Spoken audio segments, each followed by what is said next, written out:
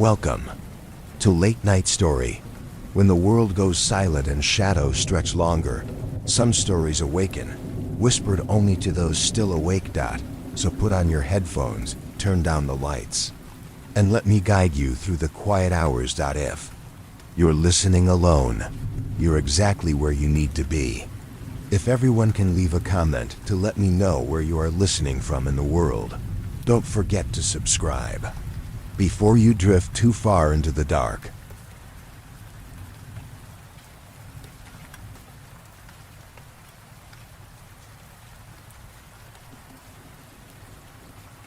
Story 1. My dad ate meat from a deer that walked on two legs. Now he's acting kind of strange. The party was 2 weeks ago.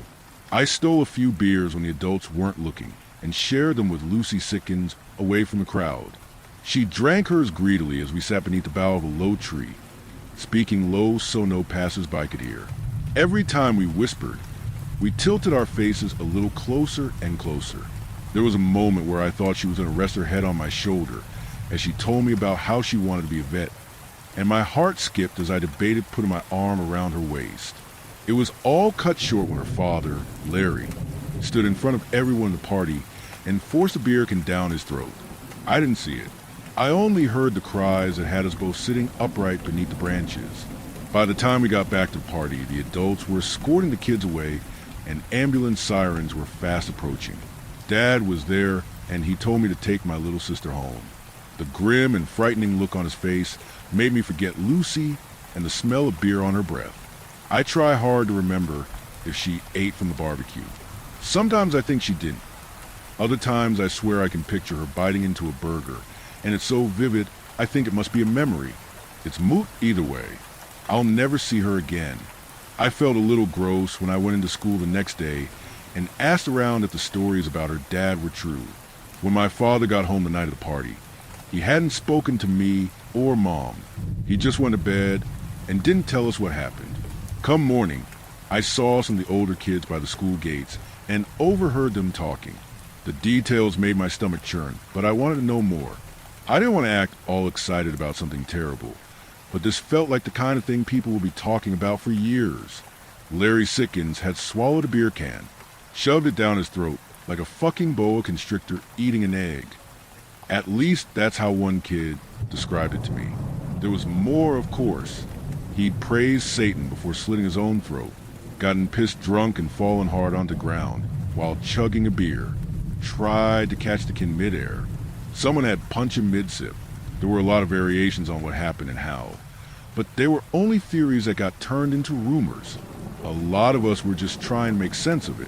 Larry was a pretty run-of-the-mill guy. He was a landscaper who made lame jokes at kids' birthday parties. He was about as nondescript as they came, at least as far as a bunch of teenagers were concerned. We got halfway through the day before Mr. Straub shut the bleachers on his neck. It was in front of the cheerleaders. There were ambulances again, crying girls and boys, and even some of the teachers. Most of them just looked confused, except for Mr. Straub. I managed to catch a glimpse of him as I jogged over to find out what all the screaming was about. He looked empty of all thoughts and emotions, with his head set at a crooked angle. I figured that was how people must look when dead, but apparently he'd been like that during the act. He'd walked up, perched his neck between the slatted benches, and hit the remote button to slide the bleachers closed. Whole time, he was just slack-jawed and stupid-looking, even as the metal mechanism crunched vertebrae and cartilage. I later learned Larry had been like this too when he killed himself. He was getting ready to pop the tab on a fresh beer when he simply stopped, looked up to the sky, then forced the whole thing down his throat in a single world-shattering moment. I didn't know it back then, but there were others just like Larry and Mr. Straub. A barista in a coffee shop steamed half the skin off her arm while keeping eye contact with a guy in the drive-thru. A doctor at the local clinic used a biopsy needle to inject air straight into his own heart. Lots of people shot themselves, but not one of them aimed for the head. That's a weird touch, if you think about it. These people obliterated their torsos or limbs with high-power rifles at point-blank range. No reason offered, just a vacant expression as they deleted bits of their bodies and left nothing but ragged stumps. There was no school the next day, which was the only real clue I got about how panicked the local authorities were. Wouldn't be long before the national authorities joined in on the panic too, but that would come later. That morning, my parents left the house at 9:30 for a meeting at the town hall, and they dropped me off at my grandma's on the way. I waited for them to leave before I told my grandma I was heading out. It was a hot day, and she only nodded her approval as she sat reading with my sister. She hated seeing me play video games and always encouraged me to go make my own adventures outside. I had no plans. Didn't even want to see any of my friends. I thought a lot about Mr. Straub's face as I crossed empty farmers' fields and walked into the woods. I'd been to an open casket funeral once. It was for Father Dennis, who'd christened me as a baby. Not that I remember anything about him except his stony face resting gently in the soft white folds of his casket's interior. That seemed so long ago, and so sterile that the thought it was a bit sad, but not a whole lot else. But Mr. Straub's face had frightened me with his swollen lips and bulging eyes. Alive one moment and dead the next, with only pain to separate the two. And yet he looked so bored hanging there from his own broken neck. Still wearing those ridiculous red shorts he always had on no matter the weather. It took time to recognize that seeing a dead body had freaked me out. I felt like it shouldn't have messed with me as much as it did. And I guess that's why there was a little bit of anger mixed in with all those thoughts in my head. It's also why I pushed on to the woods until the trees began to thin, marching in humid summer heat until my t-shirt was soaked and my legs ached. I wanted to feel tired. Wanted it, so the only thing I could think of were my throbbing hamstrings and sunburnt forehead. It ended when I reached the tracks. Shaggy rocks and boulders rose steeply on the opposite side. Only other ways to go were left into town or right into a dark tunnel. Its mouth bristling with ivy. At least the air coming from it was cold. So I took a second to stand and catch my breath, feeling the sweat cool and evaporate as the wind billowed gently out of the darkness. I wasn't stupid though. I paid close attention in case I heard the sound of any passing trains. And when I did hear one, I raced off the tracks as quick as I could. It honked as it came past. Another day, and I might have worried that I was going to get in trouble for playing on the rails. But all I could really think of was the thing I'd seen lying by the tracks. It had been lit up by the train as it came roaring out of the tunnel, not far from the entrance.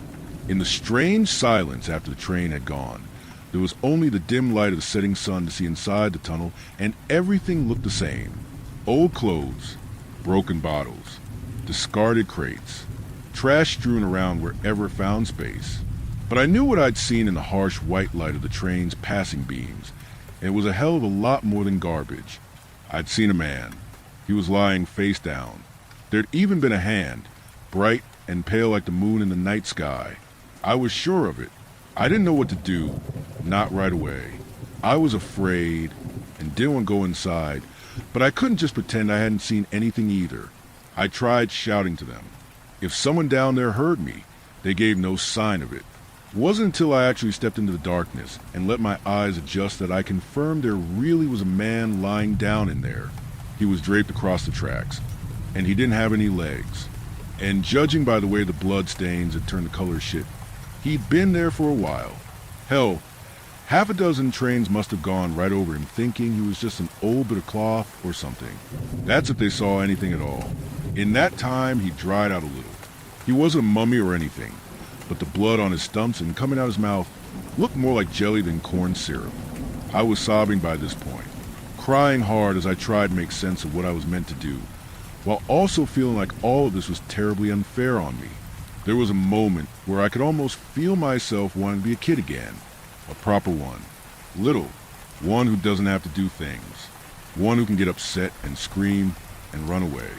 I'd only just started to appreciate how badly I'd been messed up by seeing Mr. Straub. And then God went and dropped that kind of nightmare in my lap, teeth stained black with blood and open eyes that looked at nothing. It felt like a nightmare, not just a moment with the body, but everything else too. Everything since that beer beneath the tree had felt like it wasn't part of reality anymore. But nightmare's end. I was outside, gasping, vomiting, crying my eyes out when I heard something shuffle in the tunnel I'd just run out of. Part of me thought that a sound must mean someone was alive and close by, and that meant I wasn't alone. But another part of me thought something else entirely. It was a part of me that took over and stopped me crying or making any more noise. My mouth turned dry as a desert, and all of a sudden, I was no longer hot all over, but cold, freezing cold, and my legs were backpedaling away from the tunnel with short, quiet steps. The noise persisted.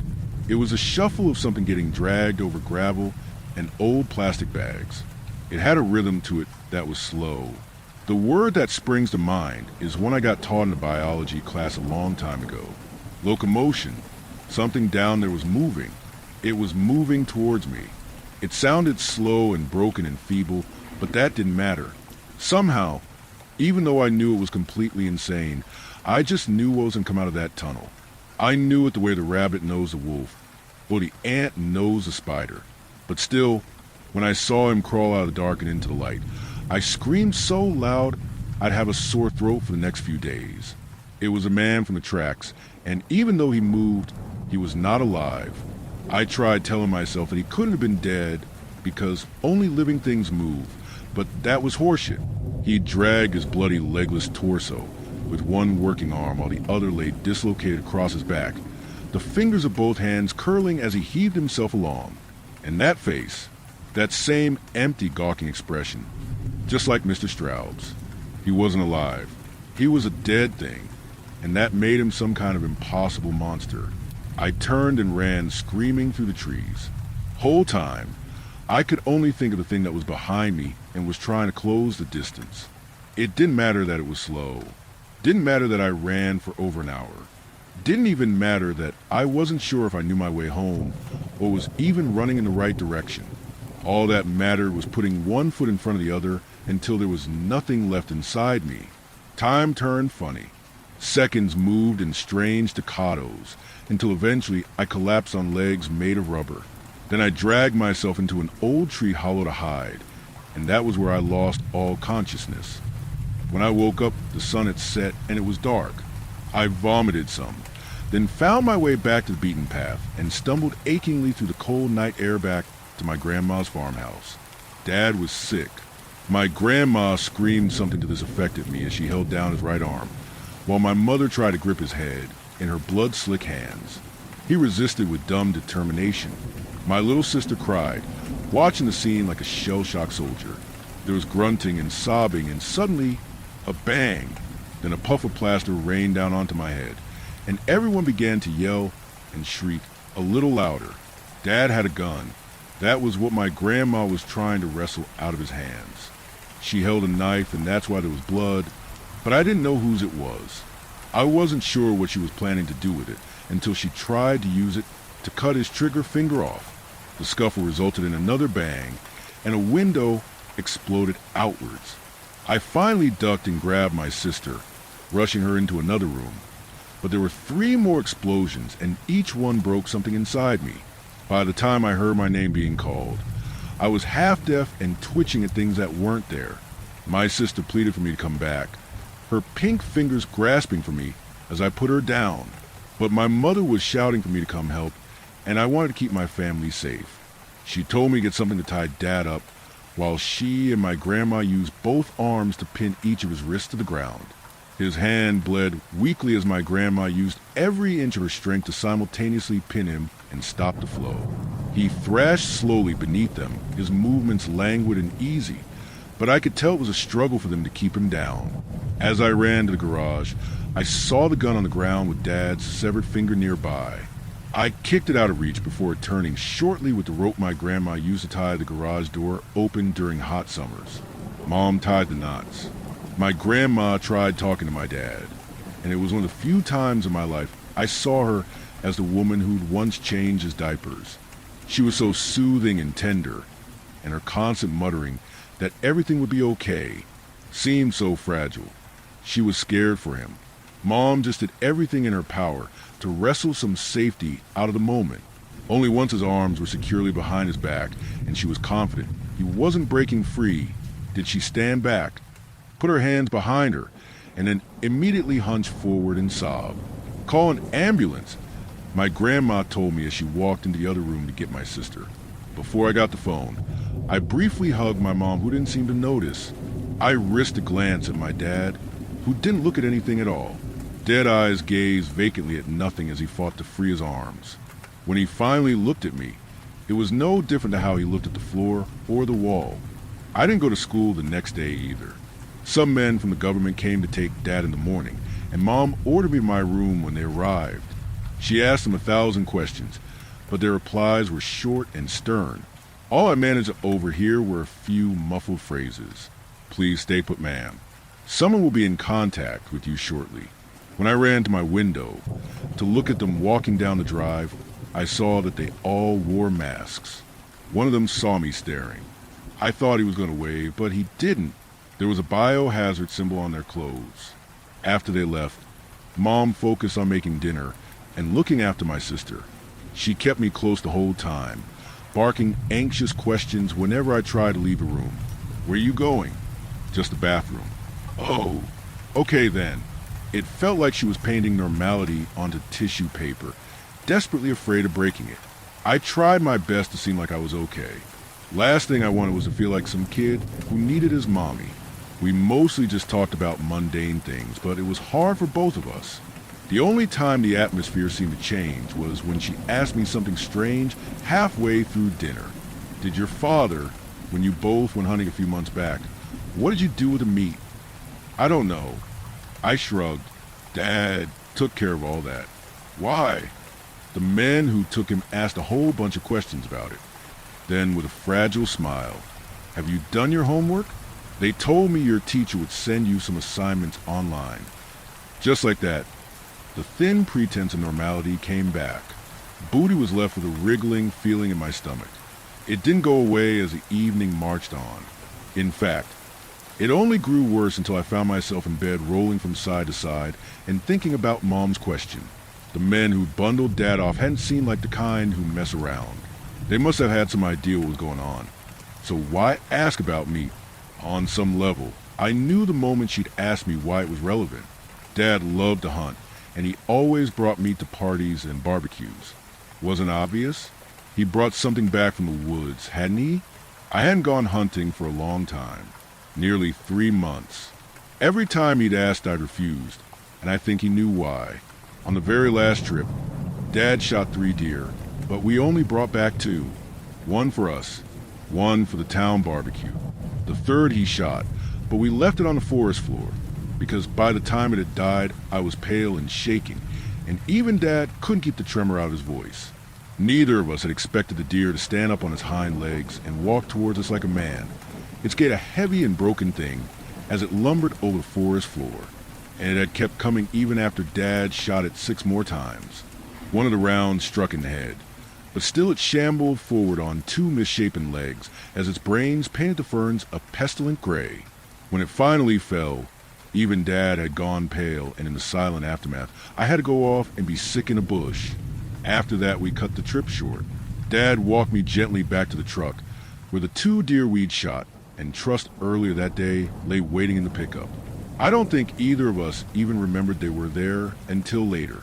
He'd still ask if I wanted to head out with him each weekend, but he never seemed surprised when I made some excuse. The only time we talked about it was not long before the barbecue, when he drove me to school one day. He didn't deal with it head on. He skirted the topic. Sometimes deer get sick, he told me. A little like old folks do. Remember Grandpa? He got real scary toward the end, didn't he? Well, deer get sick too. But we don't have to worry. Same way you couldn't catch what Grandpa had. Well, we can't catch what the deer have. Us humans are safe. Just an uncomfortable part of nature. It had come out of the blue, or at least it had seemed like it. I figured it was Dad's way of trying to get me back on board with hunting. I knew he liked me going with him. I'd liked it too, at least until I'd seen that deer walk towards me on 2 legs. But lying in my bed that night after Mom had gone to sleep, I started to wonder if maybe he hadn't really been trying to convince me. Maybe he carried a little doubt in himself about something he was going to do. What if he'd been trying to convince himself it was okay? 2 deer. I tried remembering what they'd been like.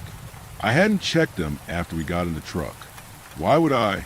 Seemed as normal as any others as we tied them down, but I hadn't really been paying attention either. I'd been hunting since I was 7. Helping Dad was automatic to me.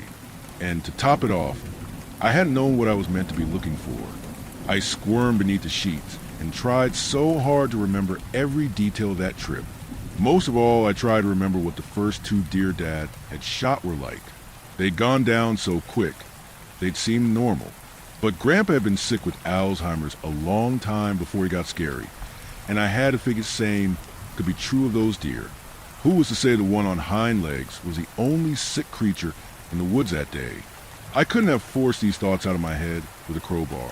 At some point, I accepted I wasn't getting any sleep that night, and I settled down to torture myself some more until I realized it didn't have to be that way.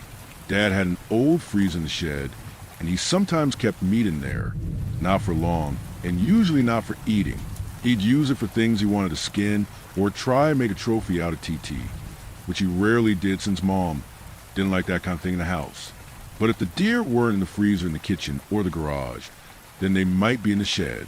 And if I did open up that chest and saw 2 deer bodies in there, that meant whatever was going around and making people hurt themselves couldn't have come from our little hunting trip.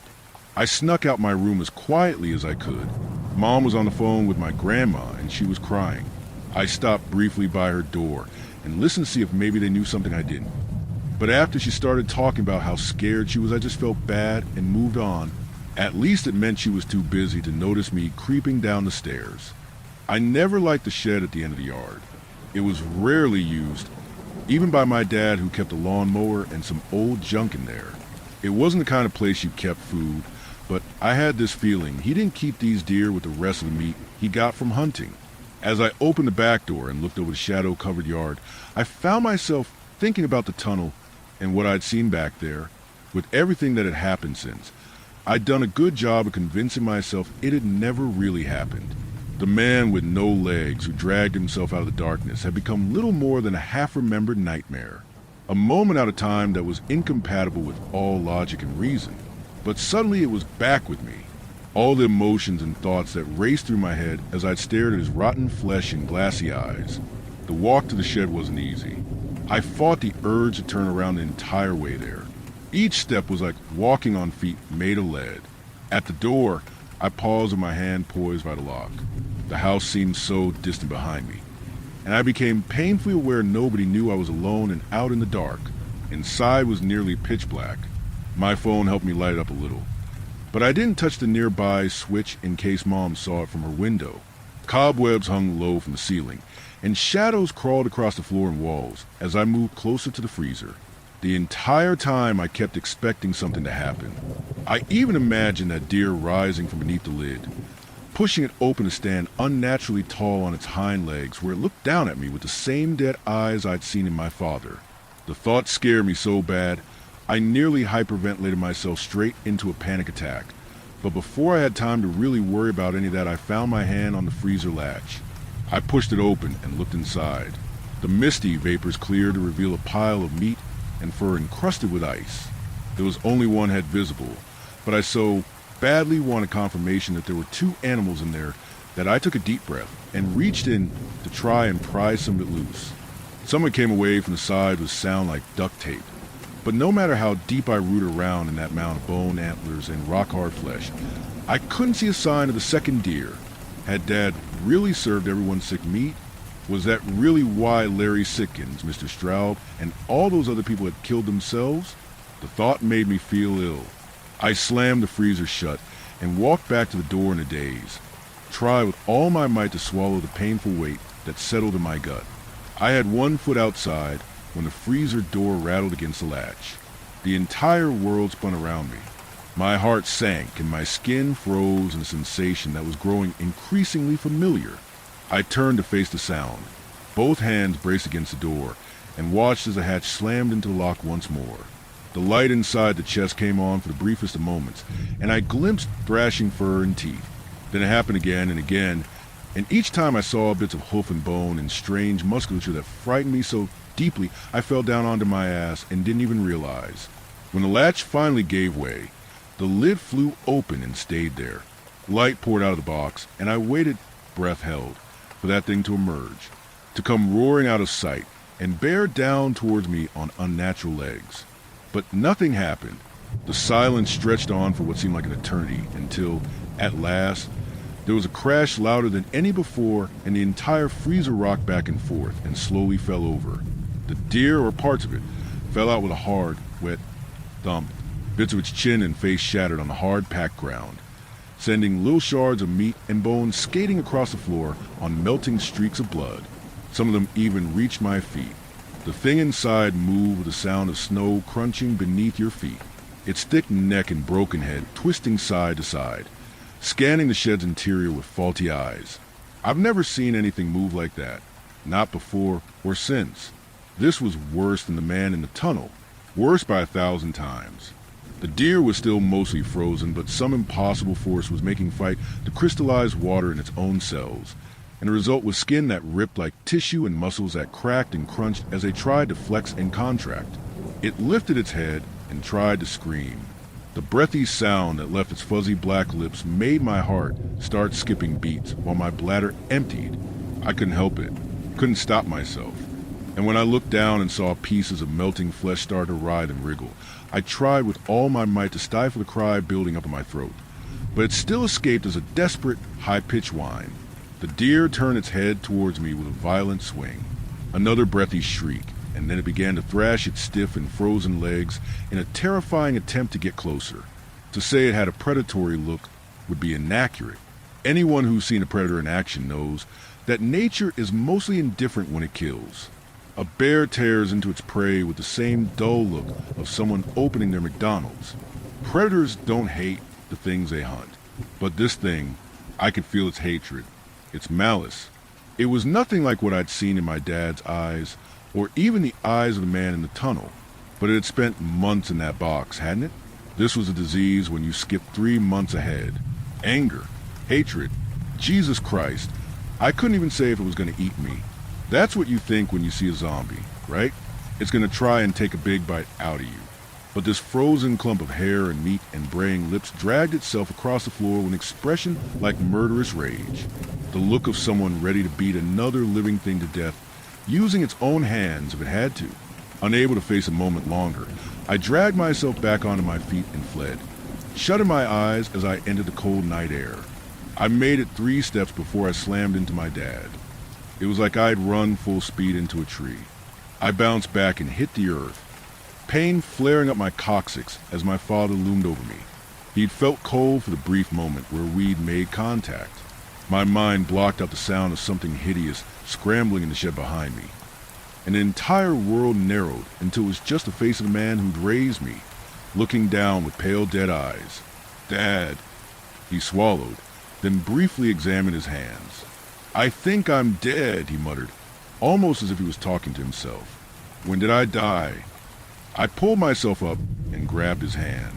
He was cold, but his pulse was racing. I could even see the veins in his forearms throb sickeningly. Dad, are you okay? They told me I'm sick, he said, his eyes gazing vacantly at the empty space behind me. I think they're right. But there's more. He looked at me, the intensity of his gaze so powerful that I let go of his hand and took a step back. For the first time in my life, I was scared of him.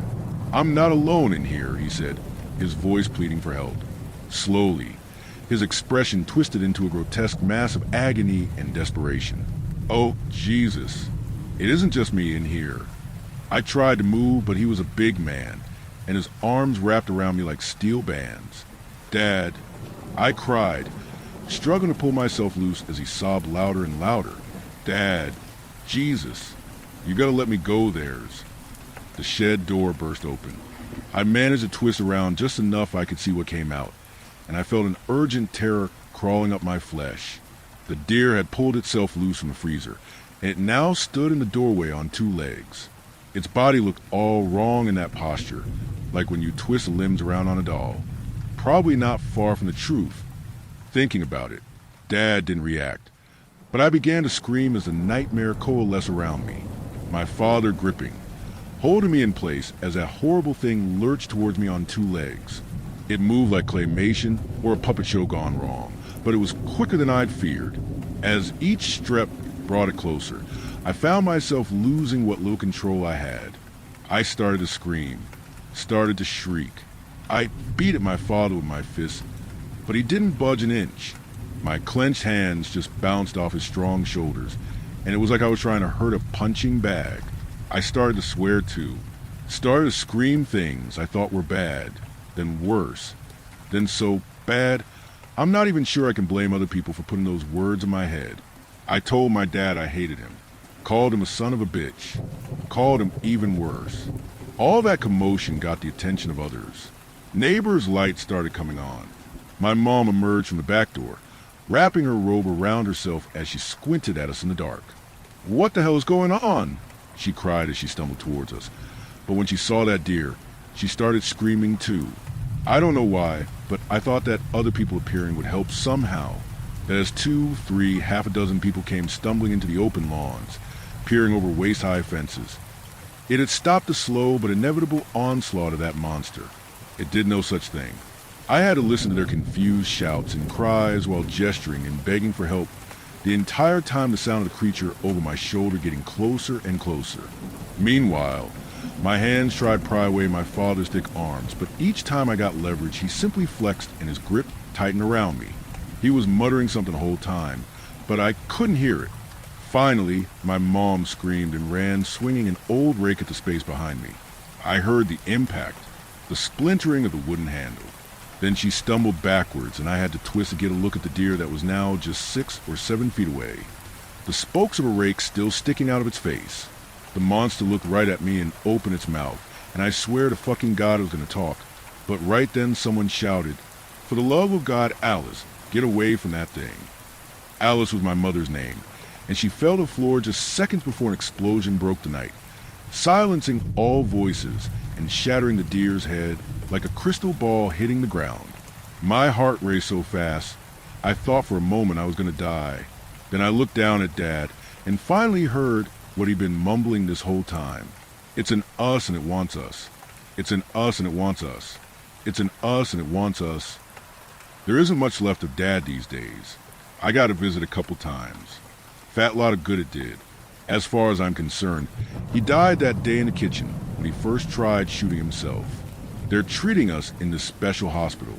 Mom was real upset that visitations are limited, but I think it might be for the best. Her and my sister tested clean. Most people did. I didn't. Mom snuck me this phone a couple weeks ago, and I've been using that to write. Funny thing is, one of the orderlies saw me on it a few days ago and just laughed. I think that maybe the government aren't too worried about this story getting out.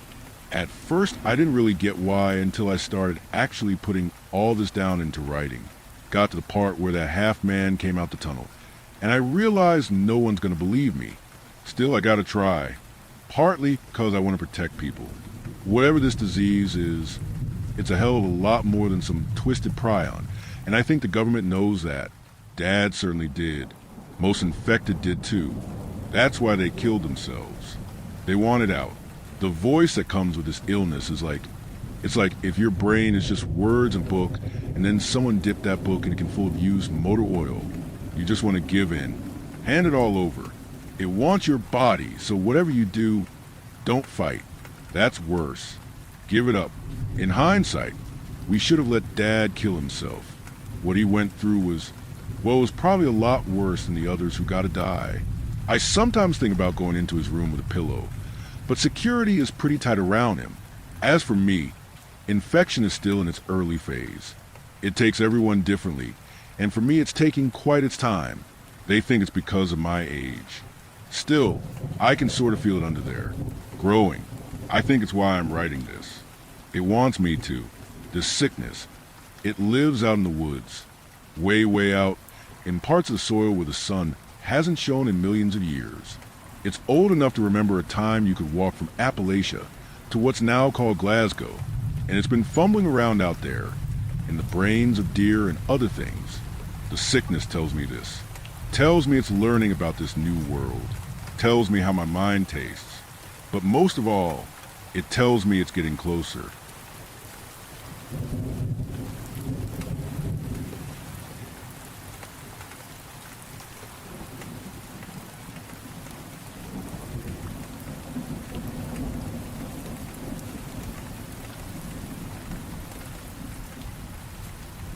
Story 2. Head trauma. Do you ever hear those stories of people getting such bad head trauma to the point where they construct entire lives in their head? Unfortunately, I experienced one of those situations. Except, I only got to live a single day. The way I got my head trauma isn't really important. But to sum it up, I was practicing for a big kickball game the next day with friends. I was running to second base when one of them hit a hard fastball. It seemed to curve and gain momentum midair as it hit me straight in the face, knocking me over. My head hit the bleachers with, according to my friends, what sounded like a loud, deep rattle of a coin. Instantly, I passed out, and when I woke up, I was back in my bed, confused but sighing a breath of relief. I went downstairs and grabbed a bowl of oatmeal for the day. There was a note on the refrigerator that stated that my parents were at one of my sister's soccer games, which I didn't mind. After all, I would need the peace and quiet, so I could grind out my writing. During that moment, I was working on a feature screenplay titled Worlds. It was a script about a mysterious interloper who helped people in the afterlife traveling through different worlds whilst invading police and whatnot. It was essentially an interdimensional The Running Man, if you've ever read that book. Anywho, I sat down in front of my computer and opened up the script and began writing. I think I was about 45 minutes into the session when I heard the overly loud engine of a car park outside. It was quite noisy. My walls aren't exactly paper thin. So I was confused yet mad I was quite taken out of the experience so early. Annoyed but still curious. I got up and looked out the window. It was the postal service. They had stopped and put some mail in the mailbox. Well, I thought, if I'm standing up, might as well check it out. And I did. I didn't put on any shoes, so the bumpy texture of the pavement pierced through the cotton soles of my socks as I walked over to the plastic mailbox. There was only a letter in there. The letter had no name attached, only a city, Dorr, Michigan. When I finally got back inside my house, I curiously tore open the letter and unfolded a piece of paper. There were 2 words written completely in the center. Merry Christmas. Suddenly, I felt the warmth and comfort of other people in the room as jolly music played from behind me. When I twirled around to see my parents, I was quite taken aback. Mom was setting up the Christmas tree. My sister was practicing a Christmas carol from her band book. She was trying to hit the right notes when Mom ushered an annoyed groan. She turned to look at me worriedly. "Han, could you go get Uncle's special watch, please?" "Aye." With Dash, I was awestruck by the sudden change of scenery. "Oh, never mind. I always have to do every Dash." I was going to let her go on when suddenly my instincts kicked in. No. I'll get it. It's fine, Mom." My mouth just ran and seemed to have a mind of its own.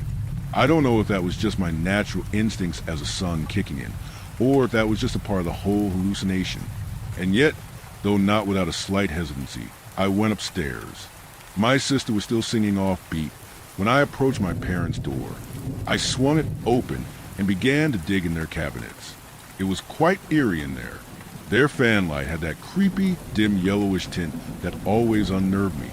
It didn't help hearing my sister's offbeat singing, just knowing I could be with them. "Did you get the mail, dear?" My mom yelled. I closed the drawer of Dad's clothes, turning around to the door. "Yeet, Dash." I stared at the door. A floating cloak was there now. The end of its robe was a dark, murky blue color that looked like it had been dipped in sewage water. The floating cloak thing also had a hood. The Christmas music had stopped. My sister's offbeat singing stood loudly like a gallant warrior. The hairs on my nape stood up. My ears were warm, and they seemed to pulsate as my heart trampolined up and down hastily. I held my breath. I didn't dare take my eyes off the cloak. I noticed the light had gotten darker. I hadn't even noticed. I just stood there, eyes wide. The cloaked apparition stood back. The choir downstairs seemed to get louder. The light was nearly dark when the bulb straight up exploded. I finally exhaled. It was hard and panicked. I didn't feel any better as this thing, and I still persisted our little staring contest. I didn't know what to do. Couldn't know what to do. I tried to assess my options, but ultimately I came up defenseless as I left my feet playing permanently on the soft carpet. I was thinking of the creature in front of me. I stunned in horror by it. Sure, but there was a sort of distinct recognition I got from looking at it that was difficult to pinpoint where it came from. It made it all the more eerie and terrifying to me. Then it stopped, the light came back, the figure was gone. A plane had crashed into our house. Everything was on fire, but it was silent. There were no sirens, no screams. Just a quiet, almost mournful crackling of the fire. Old toys my sister and I had forgotten were throwing up puffs of fiery cotton. Old clothes had been set ablaze and were burning up like an alleyway barrel fire. Drawers and cabinets were torn apart. Splinters protruded out of the edges of the drywall. And I only got to look at it for a minute before I felt the ferocious impact of the wing of a plane fly down onto me. Then I woke up. A paramedic was performing chest compressions on me. After that day, I've been intrigued by the dream. I've always tried to lucid dream to try and get maybe a continuation, but I've been wildly unsuccessful. I've told only my closest friends this story, and I always get some frightened looks from them, being remorseful and all that. I appreciate their sentiments, though despite what you may think I've just kind of given it up. I guess that there are no answers to everything in the world. Well, I'd write more, but the mail truck just arrived. Thanks for reading my experience. It's always a good campfire story.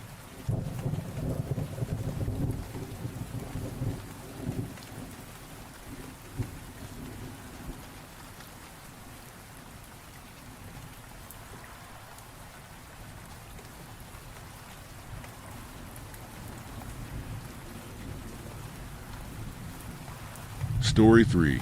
I found a doll in my dad's closet. This was my first year playing basketball, and I seemed to get hurt nearly every game. First game, I twisted my ankle. Second game, I jammed my finger. Third game, I fell and nearly broke my nose. All I was looking for was an extra pair of socks. I had run through all my own socks, and my dad and I had relatively the same size shoes. So I went into his closet to grab an extra pair of socks before my basketball game. I went rummaging through his built-in drawers in his closet, and finally pulled the bottom drawer out to see all of his socks balled up and set perfectly in 3 rows. I grabbed a pair from the back, and as I was closing the drawer, an object dislocated from the drawer above and fell onto the socks. It was a doll. It was a voodoo doll of me. It had 1 tuft of my hair pinned to the top of the head and 2 tiny buttons for eyes. It was wearing a little version of my high school basketball jersey with my number sewn onto the back of it. This was completely out of character for my dad. He was a smart, church-going man that believed treating everyone with dignity and empathy is the best way to live. He would never touch a Ouija board, let alone a voodoo doll. He didn't even watch movies that contained supernatural beings. He claims, "We have no idea if demons are real, and I don't want to even think about ghosts." I didn't want to think about it. I had a game in 30 minutes. I planned on asking Dad about it after the game. I grabbed the little doll and put it under my pillow while I went to finish getting ready. We lost. I had the worst migraine I've ever had in my entire life and could barely run across the court without nearly passing out. The coach pulled me out of the game and my migraine moved to the left side of my face while I watched my teammates continually lose the ball to the other team. By the end of the 3rd period, I could barely see, and I spent the rest of the game on the bench. On the ride home, Dad tried to comfort me. "It's okay, bud. We've all had these kinds of days. You did nothing wrong. Let's get you home and take some pain medication and sleep it off." I could barely say anything and just laid in the back seat with my arms covering my eyes. Each time we passed by a lamppost, it felt like a knife stabbing me in the eye. When we finally made it home, I had completely forgotten about the doll. I got ready for bed and took enough painkillers to knock a horse out. When I lay down, I felt the bump from the doll on my pillow. I pulled it out and nearly blacked out again. It had a needle sticking straight into the left side of the doll's head. I pulled it out and the tension began to subside very slowly, but I could almost feel the needle being pulled out as I removed it. I needed to see if this was real, so I grabbed a thumbtack from the corner James Harden poster and stabbed it in the doll's shoulder. It wasn't immediate, but I felt the sharp prick near my collarbone, and as soon as I pulled out, the pain settled. I pulled the collar of my shirt down and was not bleeding. There wasn't even a mark on me. There was no possible way for my dad to have been in my room after I had taken the doll. I was changing in there the entire time, and we left right after I put my shoes on and jumped in the car with my dad. It was only the two of us. No one else lived with us. My mom died about 7 years ago, and I was their only child. My dad hasn't dated anyone since, and I barely have friends that come over the house. There was no way anyone could have known where this was, let alone where I put it after I found it. I decided to move it again and see if something else would happen. I searched my whole room for the best spot to hide it and decided on putting it in my vent in the ceiling. I grabbed my pocket knife from my desk, stood up on the top of my bed, unscrewed one side of the vent and shoved it all in. My headache was finally getting to where I could see again, and I turned my lights off before getting in bed. The vent was right above my bed, and the low reflection from the light of the hallway shone dully on two button eyes through the slits of the vent. He was looking at me. The next morning, I woke up early to head to basketball practice, only to be yelled at from our coach for losing to the worst team in our division. My headache came right back as soon as I left the house again, this time right at the top of my skull. It wasn't nearly as bad as yesterday, but still impeded on my focus. I finished practice near dinner time, and Dad came to pick me up. He usually took me out to dinner on Saturdays, so we headed to the local Mexican restaurant. I was starving but had a hard time deciding on what to eat. Nothing sounded good. My dad picked the same thing as he always gets, and I decided on just basic cheese quesadillas. Practice go any better today, bud? I shook my head. No, I got another headache. I don't know what's wrong with me. This barely ever happens. He seemed genuinely surprised.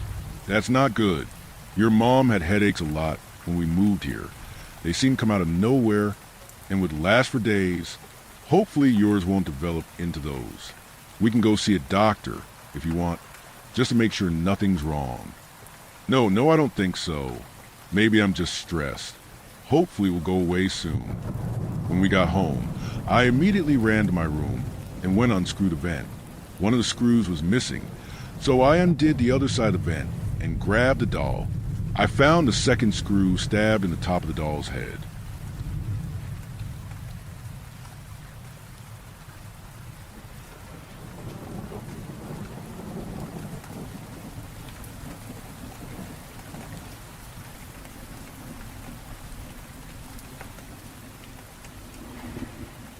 Story 4. Little Miracles. Back in 2018, I was in a difficult position. I'd lost my job working security for a local firm and was looking for something on short notice. Add to that, I was in a difficult situation with my then girlfriend. We were on a sort of pause. It was a strange time. In short, I was looking for a job, and I found one. There's this charity, which I won't name, that handles distribution of something called the Little Miracle Chest. These have been around since the 80s, but they're very limited in scope. It's these colorful toy boxes that are sent out to first-time parents, mostly in the southern East Coast states. They usually contain a couple of goodies, some parental advice books, a Bible, and a couple other things. It's been around for a while, but I don't think a lot of people talk about it. I read online that a local chapter handling the Little Miracle Chest needed permanent warehouse security, so I applied. I had one of those chests as a kid, and honestly, I loved it. I thought it was a nice callback, especially at a time when I needed stability. For the sake of brevity, I'll just say this up front. I've changed a couple of names around, including my own, just to make sure my position and the location stays anonymous. I met with a guy. Let's call him Jonah. Friendliest guy you'll ever meet. Early 50s. Honest living kind of guy if you could look past the creepy horn-rimmed glasses. He looked like a cool dad who'd stepped out of the 70s commercial. Firm handshake, calming voice. I met him just outside the warehouse, and he had the most starched white shirt I'd ever seen. "Jonah," he said, shaking my hand. "And you must be Henry." "You got that right. Glad to be here. It's like I know you already. Do you want the tour?" "Gotta admit," I said, "I'm a bit nervous about the interview." "Interview?" Jonah laughed. "My friend, as far as I'm concerned, the job is yours. We got your application. Is all. You fit the bill just fine." "You sure?" I asked. "I figured you'd need some, I don't know, Clarity. I got a good eye for people, smiled Jonah. But I suppose I have one question that needs answering, if you're so inclined. Go right ahead. Jonah put a hand up to shield his eyes from the July sun. The guy was clearly an outdoorsy type, being tanned from head to toe. Do you consider yourself a nurturing man? He asked. It was a perfectly fair question, but it was difficult to answer. I had this girlfriend, Jill, who I'd been seeing for about 8 months. We got along great, and had been talking about moving in together when she revealed something. She had a kid. I had no idea. It had been this thing she hadn't intended to hide. It just ended up that way. We got along so well, and by the time she wanted to tell me, it had gotten strange to bring it up. I don't think it was nefarious, but it became this strange sticking point in our story. 8 months, and I'd never once heard she had a 5-year-old boy at home. At that point, I didn't know if things were complicated because I didn't want to be a stepdad or because she'd lied to me. So, when Jonah asked me if I was a nurturing man, that's where my thoughts brought me. I zoned out a little and answered as well as I could.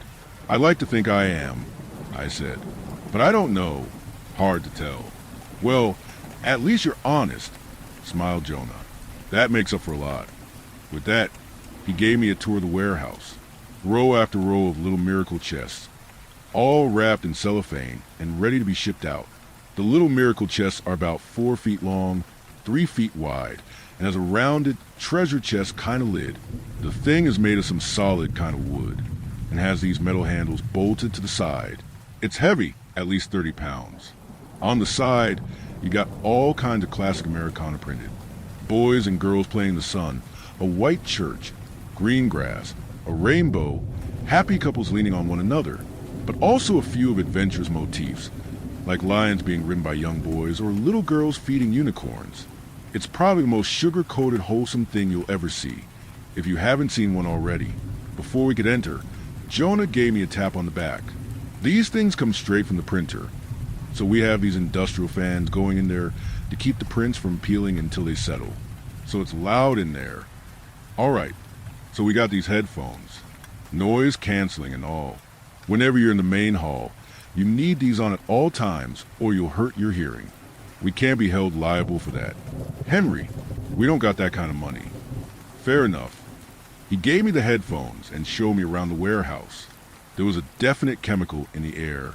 It was a prickly smell like old lime and deep ammonia. It stuck with you immediately. Jonah showed me around the main hall, the loading dock, and the various entryways to keep an eye on. He pointed out a few cameras, all the light sources, and where all the emergency buttons were in case of fire or serious accident. Once we got out of the warehouse, we put away the headphones and put them in a locker. There was a small adjoining office with 2 desks and an honest-to-God fax machine. Jonah explained a couple of details I needed to keep in mind. We got the place pretty cheap because the ground rests on aquifer, he explained. That's been shifting slightly over the years, causing a sort of incline. We've looked into contractors to help us compensate, but it's a steep bill. Long story short, Henry, you need to check to make sure none of the chests tumble off the shelves. We don't want them to break. Not one. Is that why you wrapped them up like that? I asked for traction? Traction, and to keep the fumes in. You know, they're straight from the printer. We don't want you to get a wheezy lung. We want you around for a while. I appreciate that. Anything else I ought to know? Well, look at you, smiled Jonah, giving me a firm pat on the shoulder. Being proactive. I knew I picked the right guy. Well, since you asked, there's one last thing. He sat down on one of the desks. Try to look like a cool substitute teacher. I bet that move worked better on the younger folks. Well, 2 things, he admitted. 1, don't use the freezer. We've had to throw out a bunch of stuff because of it. And 2, do you know our motto? The motto? Yeah, the Little Miracle motto. Do you know it? You used to have one as a kid, right? And of course I knew it. It was written on the inside of the lid, so you saw it every time you opened it. God loves all his little miracles. I said, that's the motto. Hot diggity dog. Henry, I knew you were the perfect guy. He gave me another firm clap on the shoulder. A couple of signed papers later, and I was officially hired. There were a couple more things to keep track of, like where we stored keys, what to do at certain times, and how many hours of the day I had to stick around. I had an alternating schedule with a 3-week rotation. The pay was decent, but I had to scale back on a couple of things on account of only working 4 days out of the week. The extra pay for working the occasional weekend and night shift more than made up for it. All in all, I was only down about $100 or so from my last job, and this was both more stable and had better hours. Jonah was always around, mostly in the office. I saw him try to get that stupid freezer to work a couple of times, but they gave up and started using it for storage. Mostly charity merch like hats and cheap jackets. The people who worked there struck me as harmless, but socially awkward. They would bring an occasional plate of cookies or wish me a blessed afternoon, but they would keep to themselves and give me a curious side eye. Night shifts were a whole different thing. The little miracle chests look a bit strange in the dark. You have to consider, the one I used to have was beat up and torn at the edges. These things were fresh from the printer. They looked nothing like my old thing. It had been thrown out somewhere around my later high school years. I grew up in a troubled home. I didn't know it was a troubled home back then, but it was. I was an only child, and my parents were constantly complaining about their financials.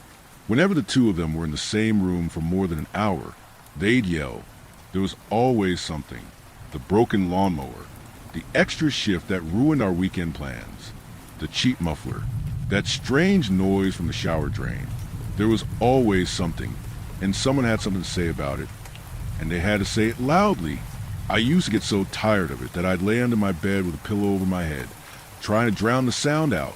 That is until I realized that the little miracle chest we had was mostly soundproof. I'd put blankets and pillows in there and make it my happy place. I would spend a lot of weekends there with a flashlight tucked under my chin, reading or playing. And whenever I ran out of batteries, I'd imagine what was written on the page and just whisper it into the dark. Or I could be an astronaut for a while, floating through space. Or maybe I was a spy, hidden in the trunk of a villain's car. It sounds sad, but I never knew it was. I loved that darkness. It was my own, and no one could take it from me.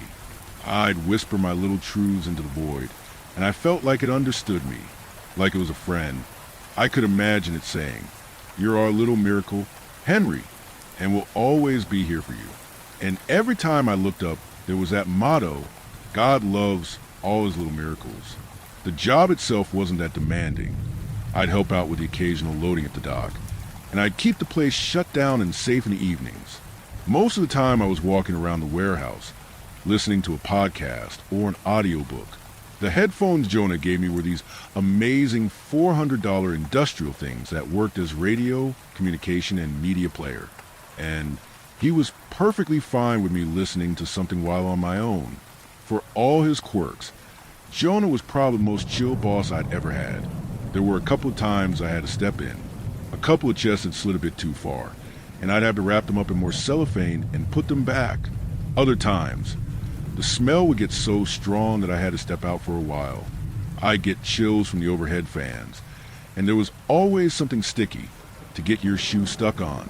So it wasn't perfect, but what job is? But my trouble started for real when I started using glasses. I'd been riddled with headaches for a while, and Jonah gave me a day off to check with an optician. Turns out I needed glasses. It was a pain to get used to, but even more of a pain to wear them underneath the headphones. I'd get this chafing around the edges of my ears from the constant pressure. After a while, I decided to take a break from the headphones, if only for a while, just to get my ears some time to rest. That's when I noticed something peculiar. The industrial fans weren't really that loud, barely even a hum. I asked Jonah about it, but he insisted I wear the headphones, or at least earplugs. It's an insurance thing, he argued. It's really important. Please take this seriously, Henry. I didn't want to lie to him, but I did. Whenever no one was around, I'd put away the headphones. I'd still keep them around my neck if I needed to put them back on, but I'd keep them off most of the time. But that put another thought in my head.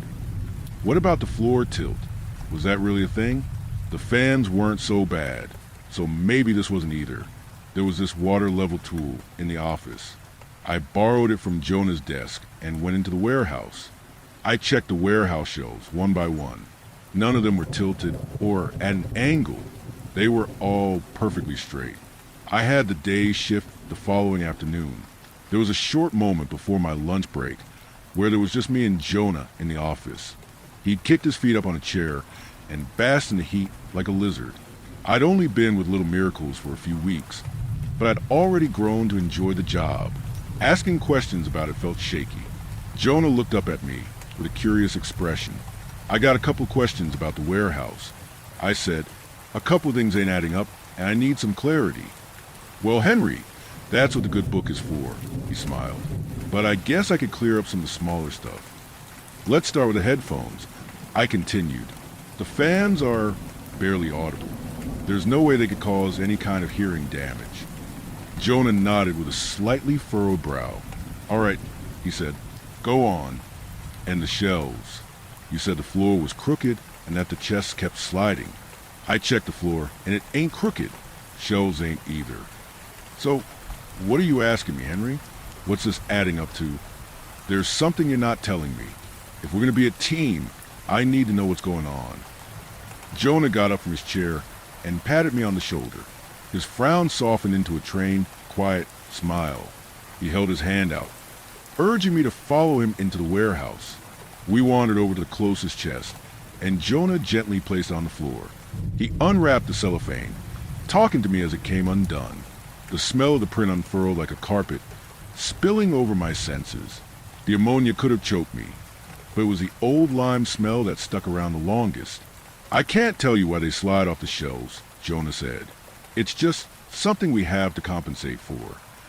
He tapped the chest and opened it, showing me the simple wooden interior. It was empty, with the motto printed on the inside of the lid. The headphones are courtesy, Jonah sighed. A couple of folks feel bad about asking if they can play music or listen to something while they're out here by their lonesome. We figure giving a free pass makes the time go a little faster. And, well, we already bought the things. Jonah, that can't be it. That can't be all there is. He closed the lid and wrapped the chest back up. Here's God's honest truth, he said. This entire organization is here to care for the good Lord's little miracles. And if we do what's expected of us, that's what we'll do. There wasn't a hint of a lie. I don't know what I expected. The chests were empty, and while the explanations were weak, they were at least plausible. It was enough to keep my mouth shut for a little longer. If there's anything else, you know where to find me, he said. Stick to the script and you'll do fine. And for some time, I did just that. I patrolled those halls day and night, making sure the chest didn't slide off the shelves. I listened to my audiobooks, helped load the trucks, wrapped the chest in cellophane, and that was all there was to it. I had the thought that maybe Jonah had picked a specific chest to open, so at times, I'd open others just to check, but they were always empty. For a full month, I didn't think much of it. That is, until one particular night. I didn't use my headphones that evening. My glasses were chafing again. I'd gotten a text from Jill earlier that night, and I kept pacing back and forth trying to figure out what to respond. Hell, maybe I shouldn't respond at all. The message was part apology, part explanation, and a reminder that despite it all, she missed me. Part of me wanted to say I missed her back. Another part wanted to walk away. Jonah's question still stuck with me. Am I a nurturing man? As I paced, I noticed one of the chests having slid a little further than usual. A full corner of the chest was hanging off the edge of the shelf. I put my phone away, slid the chest back in place, and stepped back. As I did, I heard something. It was low, like a mumble from behind a pane of glass. Thank you. I looked back at the chest. I stared at it, dumbfounded. You're welcome. There was no response. And of course there wasn't. How could there be? It might have been wind, but a part of me knew it wasn't. That noise brought me back to those childhood summers, hidden away in the safety of my little miracle chest, while my parents threw dinner plates and novelty mugs. In the safety of that chest, when I whispered something, I'd imagine someone listening, and that someone would sometimes whisper back. And what I heard in that warehouse was exactly like I'd imagined that voice to sound like. From that point on, I started looking at the little miracle chests a bit different. I began questioning whether they were affecting me or I was affecting myself. It had been such a small sound, barely audible. A whisper of a thank you. I could have misheard. I must have. The only other option was nonsensical. Chests can't talk, and I knew for a fact these were empty, but I couldn't help it. During those long hours of night, I had to look a little closer, listen a little longer, and when I couldn't convince myself to stop, I tried to test them, challenge them, even. I'd whisper at them, knock on the lid, or pick up and shake them a bit. Of course, nothing happened, but every now and then I'd see one of them twitch or rattle. Was it one particular chest that moved, or was it all of them? One night, I didn't even bother to try. I just picked a chest and stared at it, waiting for it to move. I'd looked at it for so long that the image sort of blurred, like when you hear a word too many times and it starts to sound like a noise. Then there it was, a nudge, just a little but clear as day. I rushed it, tore away the cellophane, and opened it. And of course, it was empty, and I'd accidentally ripped off part of the print, just a corner where the lion was. I thought about lying to Jonah, but I knew better. Not only did he deserve the truth, but there were cameras to tell the full story. Not that I didn't think he believed me, but because it didn't matter. No matter if the chest moved or not. I'd messed up. I met Jonah in the parking lot on the way to the office. He carried a much too formal suitcase and a copy of today's paper. I caught up and told him flat out what I'd seen. The moving chest and the subsequent unwrapping. Jonah nodded, then wielded his newspaper like a judge's gavel. "Henry," he said, "you're still the perfect man for the job. I know you are, and I want to help you." "Then tell me what's going on," I begged. "Tell me I'm not crazy." "How about this?" he said. "You heard about the storm?" It had been the talk of the week. A storm brewing over the weekend, with the brunt of it hitting later that evening. The sky had already darkened. We had a last-minute cancellation, and I got no one to help. "If you can keep things in check this one night, I'll see what I can do." "Can do about what?" I asked. "What can you do?" "Henry, please," he said, put his hand on my shoulder. "I'll see what I can do." I agreed. Things were going to be a bit different that evening. I was the only one on site, and there'd be no one to call for backup. That, and the storm was guaranteed trouble. We had to close the fans and lock down the shelves with plastic straps. And because the fans weren't running, I'd have to wear a mask with a gas filter, just in case the fumes got too intense. I was going to have to make sure everything was secure, which would be an effort and a half. Not even an hour into my shift, I started getting warnings about rolling blackouts in the area due to fallen trees cutting the power lines. 30 more minutes, and it reached me. The entire warehouse turned dark with a sudden click. The silence was so palpable that I could hear my heartbeat. It's surprising just how many noises are around you even when it's quiet. You kind of don't notice unless the power is gone. As the power went out, I could hear the wind picking up. It was pushing into our ventilation, making the warehouse fans squeak in protest. And with the first lightning strike, I heard the shelves rattle, not because the ground shook, but because they suddenly moved. I checked the straps on the shelves with a flashlight, tried to figure out what had made them move. I noticed a particular chest on the mid-level that had slipped a bit, and I pushed it back in line. That was the one to keep an eye on. But as the second lightning strike collapsed into the woods outside, the shelves rattled again. And when thunder started to roll, I looked up. It wasn't just one peculiar chest. They were all moving. Some of them were actively fighting against protective straps. Others seemed to shake, like a leaf in the wind. It's like something had kicked them, forced them into action. A couple of lids flipped up, revealing the empty insides. I could hear the cellophane stretch and strain against some unseen force, pushing the chests every which way. Then voices. What's happening? Who's there? Is it danger? I tried my best. I really did. I tried to ignore the movement and the whispers. I tried keeping them all still and secure. But one strap on the far end of the warehouse came undone, and one persistent gust of wind made the entire thing lean. I could see that it was about to fall long before I got there. It crashed into another shelf who bore the brunt of weight, and luckily, it held. But one chest on the far end got loose. It collapsed to the floor and splintered on the concrete. Something leaked out of it.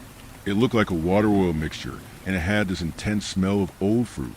I grabbed what remained of the lid and moved it, only to see a small, translucent hand sticking out, no bigger than my thumb. Little claws curled around the fingertips. It was so white I could see its veins, where a pulse ought to twitch. But it didn't. It lay still. I let the lid go and backed away. "We die," the chest whispered. "We're dying," said another. "Mother, call for mother. Mother," they hissed and rattled. Every chest, on every shelf. And as the hissing got louder, it turned into a wail, a cry for help, drowning into the raging storm. I backed away, not knowing what to do. A couple of straps were coming undone. Some shelves were swaying in the wind. And right there on the floor lay that splintered chest like a broken egg. I'm trying to help. I called out, "I can help. Just please stop and I'll help." "The death man," a chest hissed. "Fear the death man." "Mother, mother," the calls got louder. A chant for mother, for something to come help them, to deal with the death man. I couldn't stay. Defying the storm, I rushed out of the warehouse and into the parking lot. I was drenched in seconds as the rain fell sideways, but I much preferred the howling storm to whatever was happening on those shelves. I couldn't believe it. I ran for my car. I had to call Jonah. I'd gotten about 30 feet when I noticed something on the road ahead. It looked like an oncoming flash flood. Mud and trees and bushes being swept up into a big pile, roiling its way across the road. It was far off, but there was something about it. It looked out of place. I stopped for a second to look a little closer. It had eyes. It wasn't oozing across the road. It was crawling like a massive reptile. I'd mistaken its scales for tree bark. It was a creature, an unreal reptilian thing, and it was coming straight at me. And now that I looked at it, it was fast. I never made it to my car. I turned back to the warehouse. I sprinted as fast as my legs would allow and slammed the door shut behind me. 2 seconds later, the door imploded with a metallic twang, hitting me in the shin bone and sending me sprawling to the floor. "Mother," the chest cried. "Mother comes. Mother saves. Mother eats the death man. Eat the death man." Something groaned. It sounded like a tree bending in the wind, but there was a tune to it, and it repeated like the croak of an angry frog. The living mudslide reached into the warehouse, only to reveal a 5-clawed forelimb, each claw the size of my leg. It cracked the floor like wet sand. Then a roar. The air rippled, and the pressure made my ears pop long before I even heard its sound. It was part hiss, part croak, and part shriek, all wrapped into one furious bellow that rattled the windows. I got back up on my feet, wobbling from the gash in my leg just as the thing reached the loading bay doors. Those are solid metal. I thought they'd hold for a while, but they bent wide open with little effort. It was like watching a rabid dog tear into a pillow fort. The storm spilled onto the warehouse floor. The wind shook the shelves as the creature stopped in front of the broken chest. A split white tongue tasted the air, each segment the size of a grown man's thighs. It poked around the splinters and looked up with a pupil the size of a bowling ball. "Kill the deaf man," one demanded. "Kill him. Kill him now." "Mother, mother." A bellow rolled out of that thing like a revving engine. I saw claws sink into the concrete as it dragged itself forward, heading my way. I hobbled into the main office. I could hear that thing thrashing around, trying to follow me. For a second, it stopped. I thought maybe the door was too small for it. Then I heard a scratching noise, like construction tools being dragged across the wall. It was going to break the entire room. I didn't know where to go or what to do. I could make a run for it, but that thing would be on me in seconds out in the open. I had to keep stalling it, but I didn't know how. It was protecting something. Something young and small, hidden within the chests. "I don't know what to do." I gasped. "I don't know what to do." I thought about Jill and not seeing her again, about never answering her last text, only for her to see my name in the obituaries. Then a chime, a ringtone. Jonah had an extra phone in his top desk drawer, a cheap disposable flip phone, and it was ringing. I pulled it out and answered, gasping for air as my eyes flicked back and forth. Jonah's voice came through from the other side. "Henry," he said, "I'm sorry it came to this." What is this? I gasped. What do I do? Where do we go when we're scared, Henry? Where are we safe? That's what I'm asking. I yelled back. What do I do?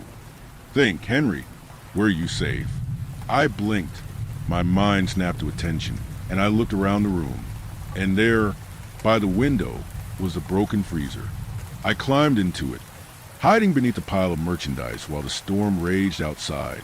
I could hear the wall give way to tooth and claw as a primal bellow rattled the confines of the freezer. I just lay there in the dark, clutching the phone like my childhood flashlight. I calmed my breathing, listening to Jonah's voice. Just like back in the day, he said, "What are you talking about?" Another bellow. Something bumped the freezer, making it wobble, but it didn't tip over. "She's upset with you," Jonah said. "She hasn't been socialized like the others." I didn't say anything. I just held the phone tight, closed my eyes, and tried to breathe. "I'm sorry. I didn't think it'd be this bad. I just thought they'd get a little scared from the thunder, maybe show you something, but dash." Another lightning strike in the distance. Thunder roared across the sky, and the creature outside thrashed across the room, trampling the desks and breaking the cheap metal chairs. I could hear a bookshelf crash, and seconds later, something smacked into the freezer. It fell over. The freezer collapsed to the side, but the lid stayed on. I had my breath knocked out of me with a violent thud, but I stifled my wheezing behind a handful of shirts. "Stay still," Jonah whispered. "Do nothing." I heard massive lips smacking as something went dragged across the freezer like sandpaper. "She doesn't know you're a nurturing man," Jonah said. "She's mourning." I thought about Jill, and with death staring me in the face, I knew the answer to the question Jonah had asked me on that first day. I was a nurturing man. I had been all along, and if I could get out of there in one piece, I'd show them. I kept my eyes closed, just like I'd done as a child. I pretend the world was different as chaos reigned outside, that they were play fighting or throwing pies like circus clowns. I thought back on those moments in the dark where I'd been an astronaut, ready to set off to distant planets, to make friends with alien life, or the moments when I'd read aloud from some comic book I bought with my monthly allowance. A white tongue slipped through the lid of the freezer, tasting the air. A waft of warm swamp breath swept over me as the creature snorted, looking for my scent. But that freezer smelled more like Jonah than me. "I'm sorry," I whispered. "I'm sorry. I'll do better. I'm sorry." "I know," Jonah whispered back. "You're still God's little miracle, Henry. We both are." Another low, rumbling, bellowing. This one rippled through my body, as if softening me up for a bite. The tongue protruded again, missing the sweat top of my head by mere inches. Then it stepped back. It dragged itself across the floor, pulling half the office along in a sudden U-turn. Order slips and receipts stuck to its scales, whipping around in the wind. Debris from broken desks and flattened chairs clung to it, floating along like a natural disaster. I lay there, tucked among the battered merchandise, listening to the howling storm. The worst had passed, and the warehouse chests were quiet. "I'm so proud of you," Jonah sighed. "So proud of what you become." And I would stay there until dawn, with Jonah, waiting for the wind to stop yelling. Most of the damage was covered by insurance. This part of the county was apparently prone to floods, it seemed, which was one of the reasons it was so cheap. Of course, there was no flood, but I got the sense that they knew that. I met Jonah a couple days later on a park bench not too far from the warehouse. He was having yogurt and brought a thermos of piping hot coffee. We hadn't spoken since that night, but he seemed just as cheery as always. I wasn't. "I need to know what this is," I said. "All of this." He looked up at me, then back down at his yogurt. "Mango flavor." "I never lied to you," he said. "The Tapex is God's little miracle. We just make sure they grow up to be good. They need to socialize, to listen. So you send them out to children, you hide them in chests, and just let them go." "It works," he said. "We rarely have a problem." "And what are they?" "In the wild, they're terrifying," Jonah shuddered. "But it's like with dogs. They can be your best friend or roam in packs, looking for prey." So that big thing was a wild one. Not wild one, he corrected. A poorly socialized one. Then what do the good ones look like? Jonah finished his yogurt, putting the little plastic spoon down. He wiped his lips and rubbed the tips of his fingers together, making a strange sound. His fingertips were solid, like sanded down bone. They can look like a good friend, Jonah said. A kind uncle, a goofy aunt, or a friendly boss who don't ask too many questions. Someone who knows you very well. I looked at him, past the horn-rimmed glasses and the calming smile. There was a tint to his eyes that I hadn't seen before, and a slight protrusion along his spine. It's not without purpose, Henry, he said. We're all just trying to be better people. He got up and stretched a little, then let his demeanor sink back into a familiar expression. See you Monday, he asked. For the cleanup? I got up, looked him over, and shook his hand. See you Monday. It's been a few years since. The first thing I did after that meeting was call Jill. It didn't take long for us to reconnect. She gave me every opportunity to back out, but I kept at it. And beyond all my insecurities and questions and worries was a life of calm and warmth, one that I could nurture into something beautiful, a place with bedtime reading, and early morning car karaoke. You might be surprised to know that I still work with little miracles. We got one of the chests at home. The creature that lived in it slipped out last summer, having grown too large to stay in the double-bottom floor. I don't consider these things a threat any more than I do a stray dog or an outdoors cat. I get it now. I get how they work. And I don't have to wear any headphones at work. They don't mind me hearing the voices. Jonah has never said out loud, but I think he and I both know where we first met. He's been with me for a long time, all the way back to when I read books by flashlight. Thanks to him, I guess someone listened to all those times when I whispered into the dark. It's a good reminder that God loves all his little miracles. And maybe we should too.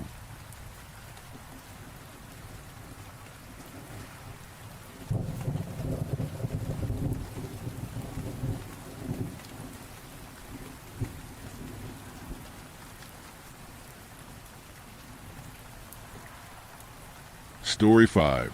I found an obscure forum thread about the Skin Man. I wish I hadn't clicked it. I should have closed the tab. I should have shut my laptop, gone to bed, and let the unease settle somewhere deep and forgotten. But like most bad decisions, it started with a rabbit hole I wasn't supposed to find. It was 2:17 a.m. on a Thursday. I was 6 pages deep on an obscure forum called the Hollow Index. Black background, lime green text. No ads, no mods. I wasn't even sure how I'd gotten there. The last thing I remember searching was Appalachian folklore missing people. That's when I saw the thread. Have you seen the Skin Man? No username. Just a string of numbers for a handle, like someone punched a keyboard and hit send. I clicked. He mimics people you love. He speaks in their voices, but his eyes never blink. If you answer the door after midnight, it won't be your family standing there. The post was dated 2013. The replies were worse. Don't speak to it. That's how it learns your voice. If it takes your skin, you don't die. You just watch. He lives on the outskirts. Abandoned places. Places we forget. Some of the replies were just coordinates. One was a photo. A blurry, grayscale shot of what looked like a crawl space or a well. The caption just said, I heard her down there, but she wasn't crying. She was laughing. I wanted to believe it was all made up. A LARP thread. Some long-forgotten ARG. But then I scrolled to the last reply. He's outside my window. He looks like my dad. But my dad died in 2004. He hasn't blinked in 30 minutes. That was posted 2 months ago. I bookmarked the page and shut my laptop, trying to shake the chill that crawled up my neck. I figured it would disappear in the morning. Just another creepy pasta I'd forget. It didn't. The next night, I heard scratching. Not like a mouse or an animal. This was slow, deliberate. It started at the back door, right near the lock, and moved in long drags toward the kitchen window. My house backs up to the woods, and I'm not exactly in a high-traffic area. The nearest neighbor is a quarter-mile down the road. I waited, phone in hand, for what felt like an hour. No sound, no motion lights, just silence. I finally worked up the nerve to open the door. Nothing. No tracks. No wind. Not even bugs. That's when I started checking the windows. Every night. That's when I started locking my bedroom door. A few days later, I got an email. No subject line. No address I recognized. Just a black box image embedded in the message and 2 words typed beneath it. He's listening. I opened the image. It was the same grayscale photo from the forum. The one with the well. Except now, there was something in the corner. Not clear. Just the suggestion of a shape. Hunched. Elongated. Its face bent in a way that didn't make sense. Almost like it was trying to smile, but didn't know how. That night, I heard my mother's voice, calling from downstairs. She died in 2018. I didn't answer. I just stood at the top of the staircase, listening as she moved from room to room. The footsteps didn't sound human. Too soft. Too slow. Like someone was trying to mimic how people walk. But didn't quite get it right. She stopped at the bottom of the stairs. "Sweetheart," she said, in a voice that was almost right. "Why are you hiding from me?" I whispered back, "You're not her." Silence. Then came the knock. 3 soft raps on the wall behind me. Except there was no wall behind me. Just my bedroom door. Still locked. When I turned, the doorknob twitched. I didn't sleep that night. The next day I drove into town and bought motion sensors, cameras, and every deadbolt I could get my hands on. I told myself I was just being paranoid, but I kept thinking about that thread, about how the last reply sounded like someone's final message. I tried to go back to the site. It was gone. 404. I even tried looking through cached pages in the Wayback Machine. Nothing. Like the site never existed. But the bookmark tab still showed the title. Have you seen the Skin Man? It was around that time I started seeing him. Not clearly, not directly, but I'd catch glimpses in the trees behind my house. A tall, narrow figure that never moved right. It didn't sway like a person. It leaned crookedly, and when it walked, it didn't bend its knees. One night, I was watching the feed from my backyard camera. I had it set up facing the woods. Nothing happened for hours. Then, without warning, the trees stopped moving. Not a single branch stirred, even though the wind was howling. That's when I saw the figure. It stepped out from behind a tree, only halfway, just enough for the camera to catch the right side of its face. No eyelid, no blink. Its skin looked like it had been stitched on. Too pale, uneven. Its eye, one single milky white orb, stared at the camera for 13 minutes, never moving, never blinking. Then the feed cut to static. When I went and checked the camera the next morning, the lens had been gouged out. There were no tracks. I started digging into the coordinates I saw on the forum. Most of them led nowhere. One led to a collapsed coal mine in West Virginia, another to a dead-end trail near an old asylum. But one of them led to a town in Pennsylvania I'd never heard of. Cinder Hollow. Population, 0. I checked satellite images. The town had burned down in the 80s after a fire spread from a nearby landfill. A few buildings remained, but it had been abandoned ever since. Except the coordinates pointed to a house still standing. No address, no road, just a structure barely holding together, surrounded by blackened trees and half-buried fences. I couldn't explain why, but I knew that place mattered. I told myself I wasn't going to go, but the night before I made the drive, I got another email. Same address, no subject. This one had a single image attachment. It was a photo of me standing at my bedroom window, taken from the woods. The caption read, "You're almost ready." The drive to Cinder Hollow took 3 hours. The last stretch was all dirt road, pitted and barely passable. When I finally reached the clearing, I saw it, the house from the satellite photo. More rot than wood, sagging under its own weight, but it was still there. I parked and stepped out, every instinct of my body screaming to leave. The air smelled wrong, sweet and metallic like rusted pennies and wet leaves. The ground was soft, spongy, almost like walking on something rotten. I approached the front door, which hung slightly open. Inside, The floorboards groaned like dying animals. The wallpaper peeled in sheets, and the air was heavy with moisture. Every step stirred up dust that smelled like something long dead. I found a staircase, and beneath it, a door. Small, cracked, leading to a cellar. My flashlight flickered as I opened it. The steps were slick with moisture. Moss crawled along the walls. And at the bottom was a well, the one from the photo. Its stones were damp, covered in handprints, red and brown and flaking. I took a step forward. That's when I heard it. My mother's voice, then my father's, then my own, all coming from the well. "Why did you look for me?" My voice asked. "You're not supposed to find me." The air changed. Cold, dense. I turned to run, but the door slammed shut. And then I saw him.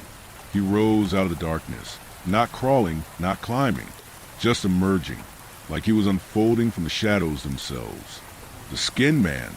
His body was covered in patchwork skin, stitched in places, flayed in others.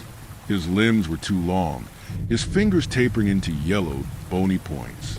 His face was a mask, too smooth, too tight, like it had been taken from a child. No eyes, no mouth, just a slit where the mouth should be. It twitched open and a wet, gasping sound filled the room. Then it mimicked me, not my voice, my breath, my heartbeat, my screams. I don't remember escaping. 1 second I was in that basement, and the next I was stumbling through the trees, my face bleeding, clothes torn. My car door was open. The engine was cold. I had no memory of the last hour, but there were handprints on my rear window. Fleshless, raw. When I got home, I smashed my laptop, burned the paper with the coordinates, deleted everything, but I still hear him.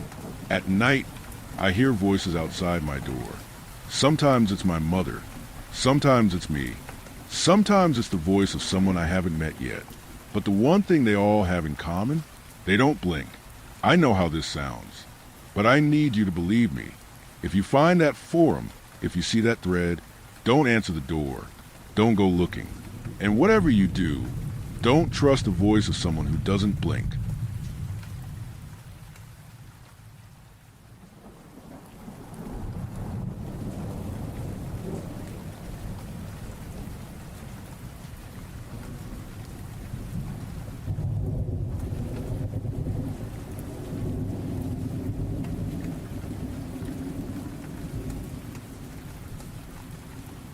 Story 6. The universe is vast for a reason. Last night, I found out why. Kids are so silly. It's kind of funny how they worry about irrational things like quicksand or the Bermuda Triangle. Don't you remember having irrational expectations as a kid? I do.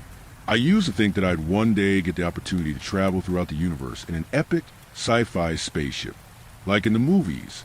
I would imagine myself wearing a decked-out spacesuit, with a laser blaster at my hip, chasing after enemy alien ships.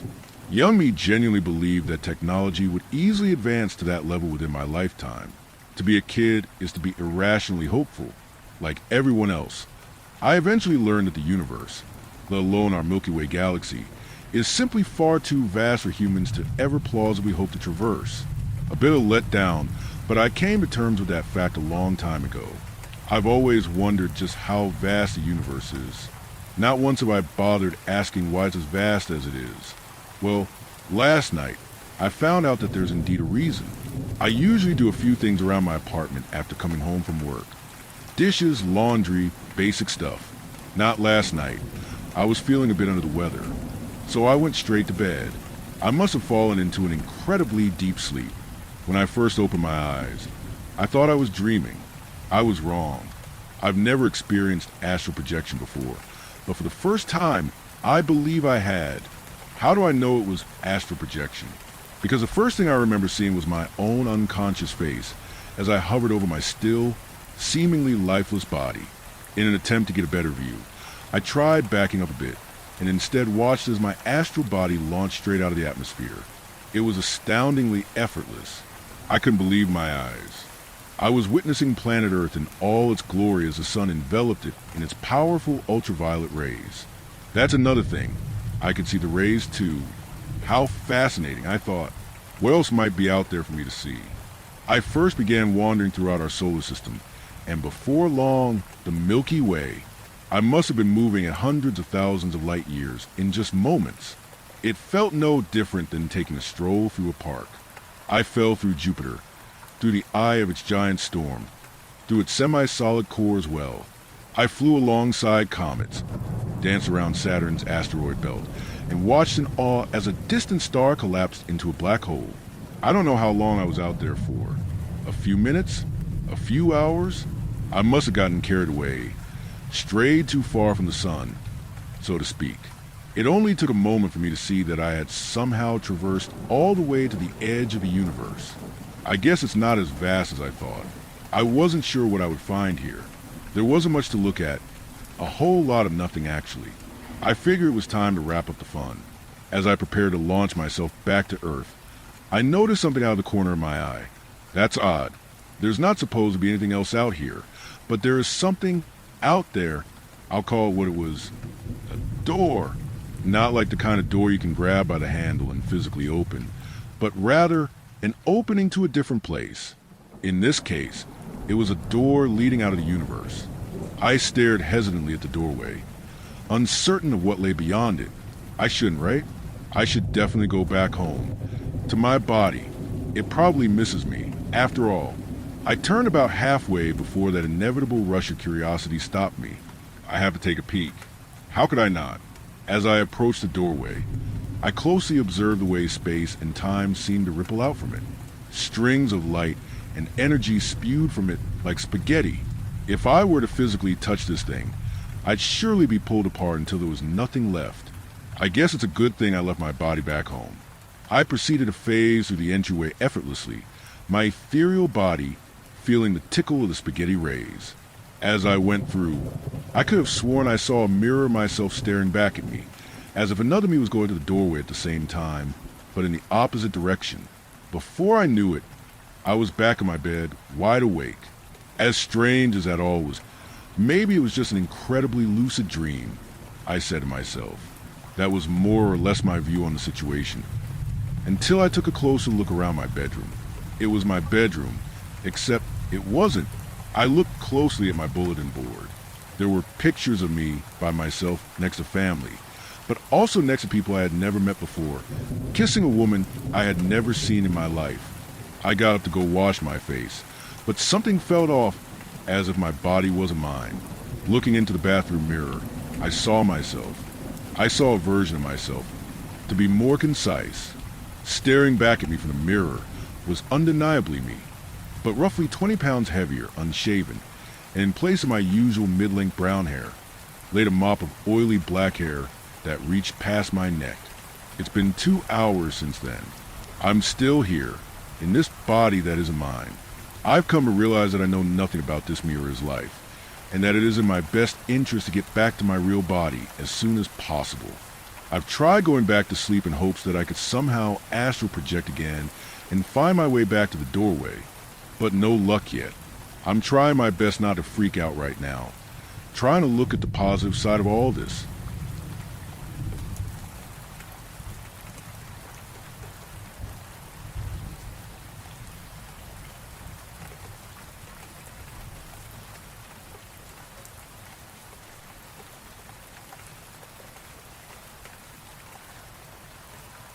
Story 7.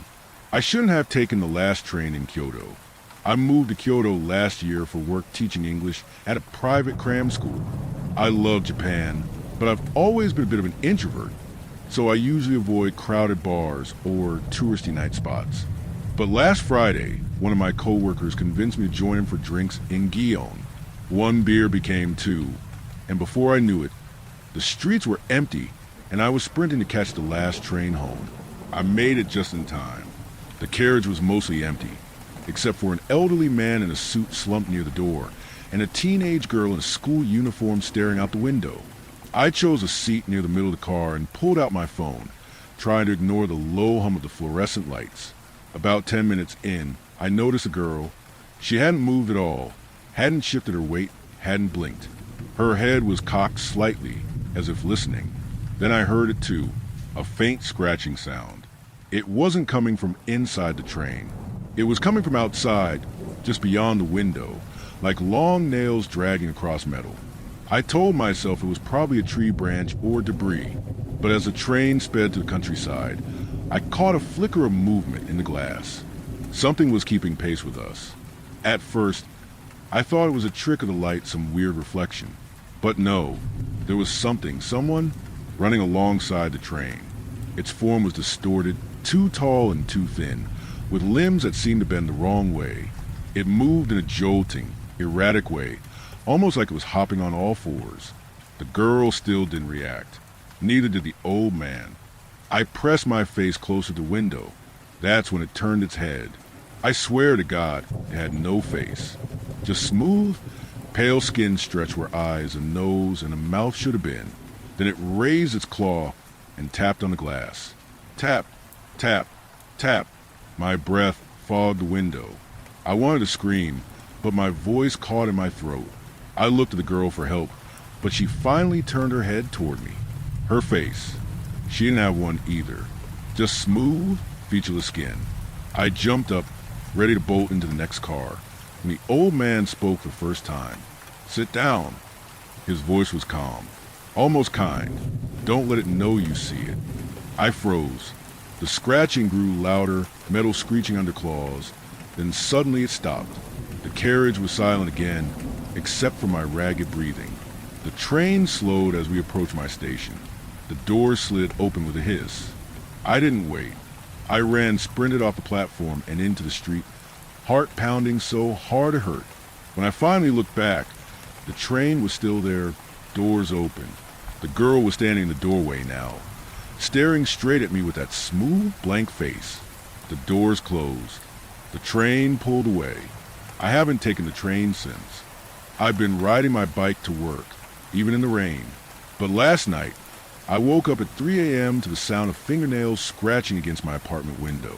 I live on the 5th floor.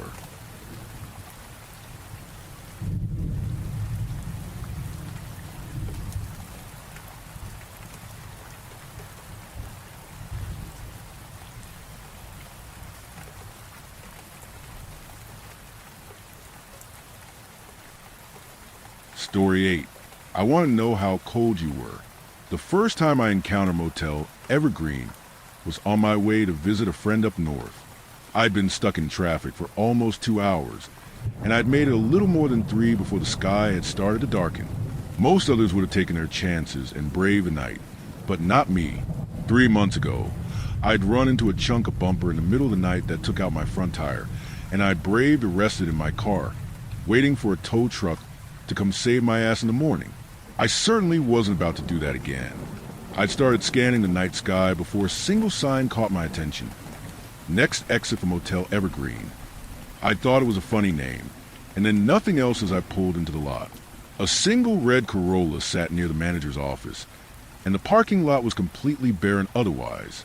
I pushed open the door into the main lobby, and the immediate rush of warm air was a nice respite from the biting cold outside. A soft melody rang out throughout the lobby as I sat and waited. Something familiar, yet something I couldn't nearly put my finger on. I still remember the first time we met clear as day. We'd exchanged pleasantries, and she'd mentioned that the motel was always empty. I guess she wasn't really used to company, but I stayed for a bit and chatted with her, and confused her dog as a he instead of a she. Layla, I think her name was.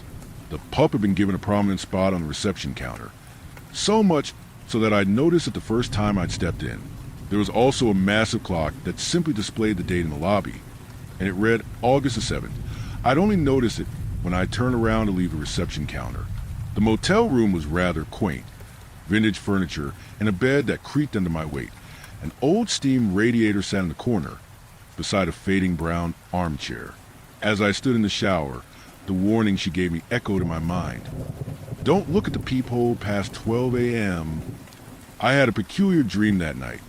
I'd been discussing with an old man about an old kit lens that he once had. It was something he loved, and he'd venture around the city, taking various shots of it from different angles. But one day, he'd gotten a new lens, and the lens lay forgotten. He'd gone around the city trying to recreate those exact shots that he'd taken before, but to no avail. They would all come out ever so slightly different from what he'd wanted. It was so long ago, he said he'd forgotten where that lens had gone and he'd never gotten it back. The next day was freezing, almost absurdly cold. But yet, there she was, making breakfast the first thing in the morning. We talked a little, and I'd recognized the Strokes on her playlist, after which she sheepishly admitted that she put on her own personal playlist to pass the time. And why would she not? She'd stated multiple times that almost nobody passed through here.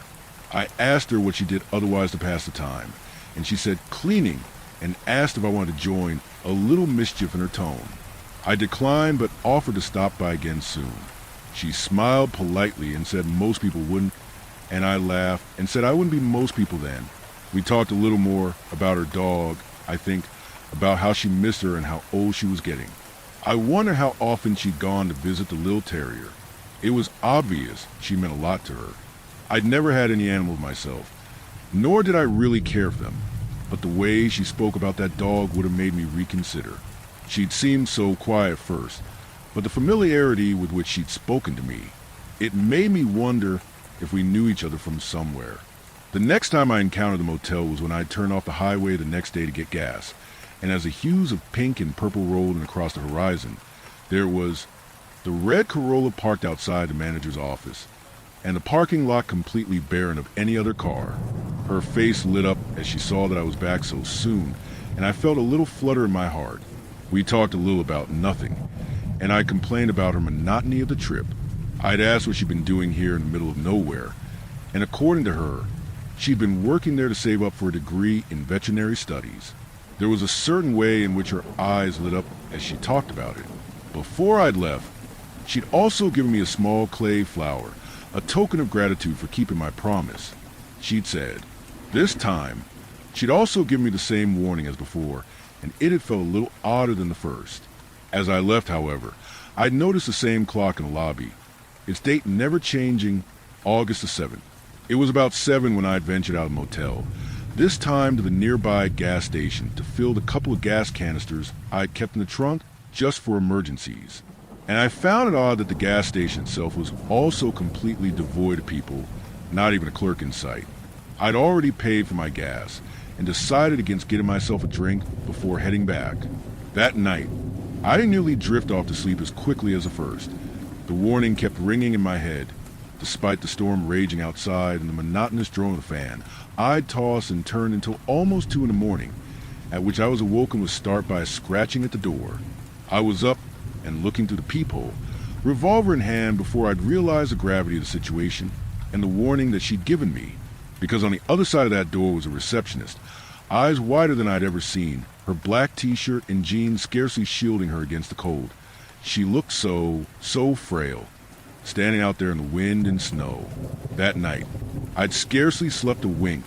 The image of her burned into my head, but there was a curious itch that had developed on my right arm. I walked into the lobby. The unmistakable aroma of her flipping sausages on an iron skillet wafted through the air. She offered me some, no doubt concerned about the bags under my eyes. I was in no mood to continue the drive and nursing an absolutely horrendous headache. The weather had conceded that to me, as 2 feet of thick snow had fallen over the course of the night, almost burying my little car from view. I'd asked about the cost of an extension, but she said that it'd be on the house, with a little twinkle in her eye, and I asked what I could do to make it up to her, and we spent the next few hours cleaning and talking, mostly talking. I'd recognized a few more songs play in the background, and we'd talk about the concert we'd been to. Apparently, she wanted to drive across the country to attend one, but her friend had ditched her at the very last minute, and so she made the drive herself all 16 hours. I suppose she wasn't that insane, as I was making a similar drive myself. It was harder and harder to hide what the itch was slowly becoming, as little clay flowers had started to sprout through my skin. The long coat I wore covered it, but I'd almost immediately thrown it off when I gotten back to my room, the fabric brushing up against the sore and tender buds almost bringing me to tears. By the time the sun had set, my whole floor was almost covered with gross, little clay flowers. I'd run them under the cold water from the sink for a while, but even then, that wasn't enough. It wasn't nearly enough. It was when I was shaving in the mirror that I'd accidentally nicked my arm against the wall, and the immense pain had sent me instantly to the floor. I'd sat curled up in the corner for a while, before I stood and staggered myself into the shower with my clothes on. The warm water was a well-deserved relief from the agonizing pain of the flowers, almost numbing my arm to the sensation of something alien growing, and in that moment, I knew exactly what I needed to do. The pain from the steam radiator was almost indescribable. An electric shock going to the pit of my stomach would have come close. But as I held my arm there, biting a soaked towel through to muffle my screams, the flowers fell off one by one, charring as they hit the ground. I don't remember when I'd fallen asleep that day, only that I'd woken in a lump of sweat and tears in the corner of the room. I quickly showered and dressed the burns on my right hand with what little gauze I had left and went out to meet her. She seemed a little worse for wear, but she still smiled at me as I walked in, the pain in my arm almost disappearing as she did. We talked a little bit about the future over breakfast, what we wanted to do, where we wanted to go. I think I'd mentioned something about wanting to tour the Grand Canyons, and she talked about wanting to visit her home country again at some point. She asked if I wanted to see the art she'd been making, and I obliged. She led me to the back, a little closet that she reserved exclusively for art materials, and art, she'd said. I guess it was no surprise that she'd had so many ways to keep busy. It was beautiful, bright and vibrant, almost abstract in a sense. Characters without eyes, their brains becoming flowers and mold, chains and smoke. I felt the raw pain and passion emanating from them, as if I had been brought into that little corner of her world, where she'd only shown me and nobody else. That night was even worse than the last. The clay flowers had completely overtaken both my arms at this point, and this time they didn't come off nearly as cleanly as the first time, and I'd take a knife to the edge and slowly cut through them, searing the open wound on the metal as I did. I wondered if she heard me scream, as she was standing right outside my door, and once again I looked, as I knew that that was the only thing I could do, to see her glowing again. That night, the dreams returned, and in it I was a tree. I was alone, growing in the darkness. And then I was too, something else. Another face sprouted, and I didn't recognize it, and I screamed in pain, falling out of my bed and crashing unceremoniously to the nightstand beside me. The next morning, her hair was a little less rough and frayed, the bags under her eyes had faded a little, and I was all the more relieved about it. The snow still stayed, and we talked for hours, and I would have been fine if that was how it was. I'd been in and out of consciousness intermittently throughout the day, and when I awoke, the midday sun shining in my face, she'd moved to the gallery in the rear of the lobby. At least that's where I found her. She'd been working for quite a while now, a new, unfinished painting, rough sketch lines and light, delicate brush strokes. Like everything she'd done before, it was beautiful, but not quite in the vein of everything else, as this was a landscape painting. Two figures stood before the vastness of a lake, and I stood and watched as she slowly worked. It was almost hypnotic in a way. It all changed the next night, as I sat next to the radiator, slowly contemplating what I had to do. I noticed a shadowy figure looming in the corner, and I knew for certain that I dare not look at it. I dare not acknowledge it, not even as it pushed its fingers into the bulbs of my hands, as I curled myself up into a ball. The next night, I awoke with a start. Seeing that she wasn't in front of the motel peephole for once, I took the liberty of taking a short walk in the cold, to be free from that musty, stale, almost chokingly humid room. The figure was gone and the flowers had subsided for now, and for that one singular moment, I felt as though I was the freest man in the entire world. I returned from my walk, legs pushing through the knee-deep snow, and I chanced to glance at the rest of the rooms. None of their lights were on, but as I scanned, I'd realized that there was a singular room with its door ever so slightly propped, open, the one next to mine. I walked over and slowly tried the knob. It was unlocked, and as I slowly pushed through, it hit me like a truck. The overpowering scent of flowers, an almost sickly sweet smell. I fished my flashlight out and panned it around the open doorway, not wanting to step foot beyond the threshold of the door. A body lay against the furthest wall, its shape sunken, almost deep in the wall itself. Clay flowers erupting from every orifice, bursting through every pore in his skin. Was it even in it? No, I knew this person, his beige blazer and pink dress shirt, the very same pink dress shirt that I was wearing. I blinked, and it was just a room, No smell, nothing, just an ordinary motel room. I looked at the clock, and it read August the 8th, and I knew that I could stay no longer. The 2 cans of gasoline in my car were like lead weights on my arms. They screamed in protest. The days of searing and cutting had rubbed them raw, and as I tightened my grip on the cans, they almost seemed to prick my hand with needle-like fire. It's fine, I thought. This had to be done. The manager's office was dark at this time of the day. I knew I had to act fast. The liquid flowed as if it had no end, pouring out of cans, their shimmering hue against the golden light of the porch lights, my golden salvation, and finally when the entirety of the outside of the motel had been drenched in gasoline, I sparked my cigarette lighter once, twice, and the flame came alive, and so too did the motel, a roaring inferno, at once almost blinding, yet of an indescribable warmth. I hoped she was at least asleep. I didn't want to think about it. The inferno blinded me through my rear-view mirror as though the midday sun, as I put my foot to the floor and prayed and begged the old engine as it rattled and creaked, pulling as hard as it possibly could as I merged onto the highway. There was nobody else. Why would there be? She'd always said that there was never anybody else. Nobody who'd stay. And I felt tears stream down my eyes. She'd always said that nobody ever stayed, and I had proven her right. I hadn't stayed, I couldn't stay. The car was so cold now that I almost couldn't feel the burns on my palms as I gripped the wheel. It had been hours. At least that's what it felt like. I'd lost count, but when I still was, it had almost been 4. The shroud of darkness was still draped over the landscape. I was alone with just the road and my high beams, on and on and on. And then there was, plain as day, Motel Evergreen. It would have taken me by surprise if I hadn't already anticipated it. Stomach churning as I pulled off the freeway. It took me by even more of a surprise to see it completely fine. No sign that an act of arson had even been committed. Little lights hung from the front of the lobby and along the railings in front of every room. She must have been in a festive mood. I thought as I pulled up in front of the lobby. I sat in my car for a bit, unable to reconcile the two realities. I had set the motel ablaze no more than a few hours ago, had I not, and yet here it was, completely fine. A knock on the car door forced me out of my train of thought as I looked over to see her, dressed in a beautiful red dress. Granted, it wasn't what I would have expected out of her, but she was never really one for fashion, and her attempt was almost blinding in and of itself. I let her in and asked if she knew the way. "Yeah, I know a place," she smiled, her eyes twinkling.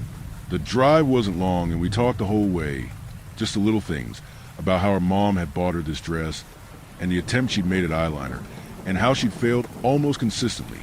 I laughed and told her that I liked it even if she thought it was botched.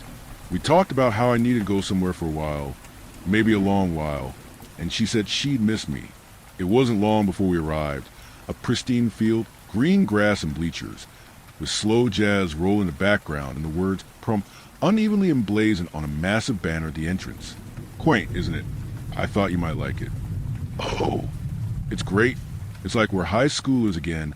I laughed, the air hot and heavy, as if lingering in place, lingering in the moment. We had awful watered-down punch, and we sat just talking about everything under the sun. I'd always loved the way that she talked about the things she was passionate about with such fervent vigor, and I could have sat and watched for hours, if not for the silhouette of a woman in the far corner of the field, watching us the whole time. "Look at me," she whispered, sensing my anxiety, and she took my hand, to my surprise, and pulled me up, and we walked over to the center of the field. I don't really know how to dance. I started, but she shushed me. I don't really either. "You took Chinese dance." Doesn't mean I was any good at it. I smirked and twirled her around, and she stumbled a little. "I don't wear flats often." She said sheepishly, "Well, that makes us evenly matched then." As I undid my blazer, letting the breeze flow past me as we danced together, a little awkwardly, but together nonetheless.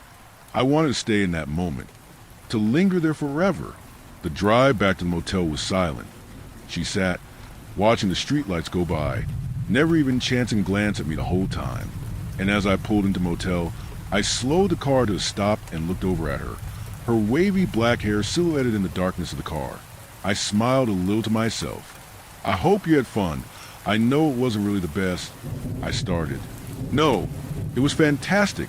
A little smile spread across her face, even the dim interior lights. I could still see the dimples in her cheek. "Let me get the door," I said, exiting the car, and I could see her giggle a little through the foggy glass as I walked over and helped her out. We walked, side by side. I reached out and took her hand again, and she recoiled slightly but held on. "Just this once. Just a little longer," I said, a little more forcefully than I had intended. The wind picked up, and I felt the biting air crawl and slither its way down my back, and I shuddered slightly. We walked together in silence, echoing footfalls against the concrete, and I glanced over, the unbroken clear blue water of the lake a mesmerizing trance. It had been a while since I'd been back here. "I really enjoyed what we had, you know," she said, her words pulling me back into the moment, her eyes still not meeting mine. "I did too, but I can't really do this anymore." I let the line fall heavily from my lips. "It's been exhausting, and I've kind of been bending over backwards, you know? I think you saw only what you wanted to see. The part of me that you wanted to believe in." Her words cut deep. I felt her holding on to my pinky, and then slowly her fingers slipped off. "Did you really know me?" she asked, a little more accusatory this time. And then I realized the wind had picked up, cold and biting. Her hoodie fluttered in the wind, her back to me. I shivered. My t-shirt and shorts no barrier against the encircling cold that threatened to choke the words back down my throat, but I forced them out regardless. I suppose I never really did. And in that moment, the distance between us felt colder than the swirling wind, colder than even the darkest, most desolate of nights. I opened my mouth, barely a whisper. I knew she wasn't looking, but I wanted her to ask. I wanted her to at least pretend to care, to try to know how cold I felt in that moment. Maybe she felt cold too.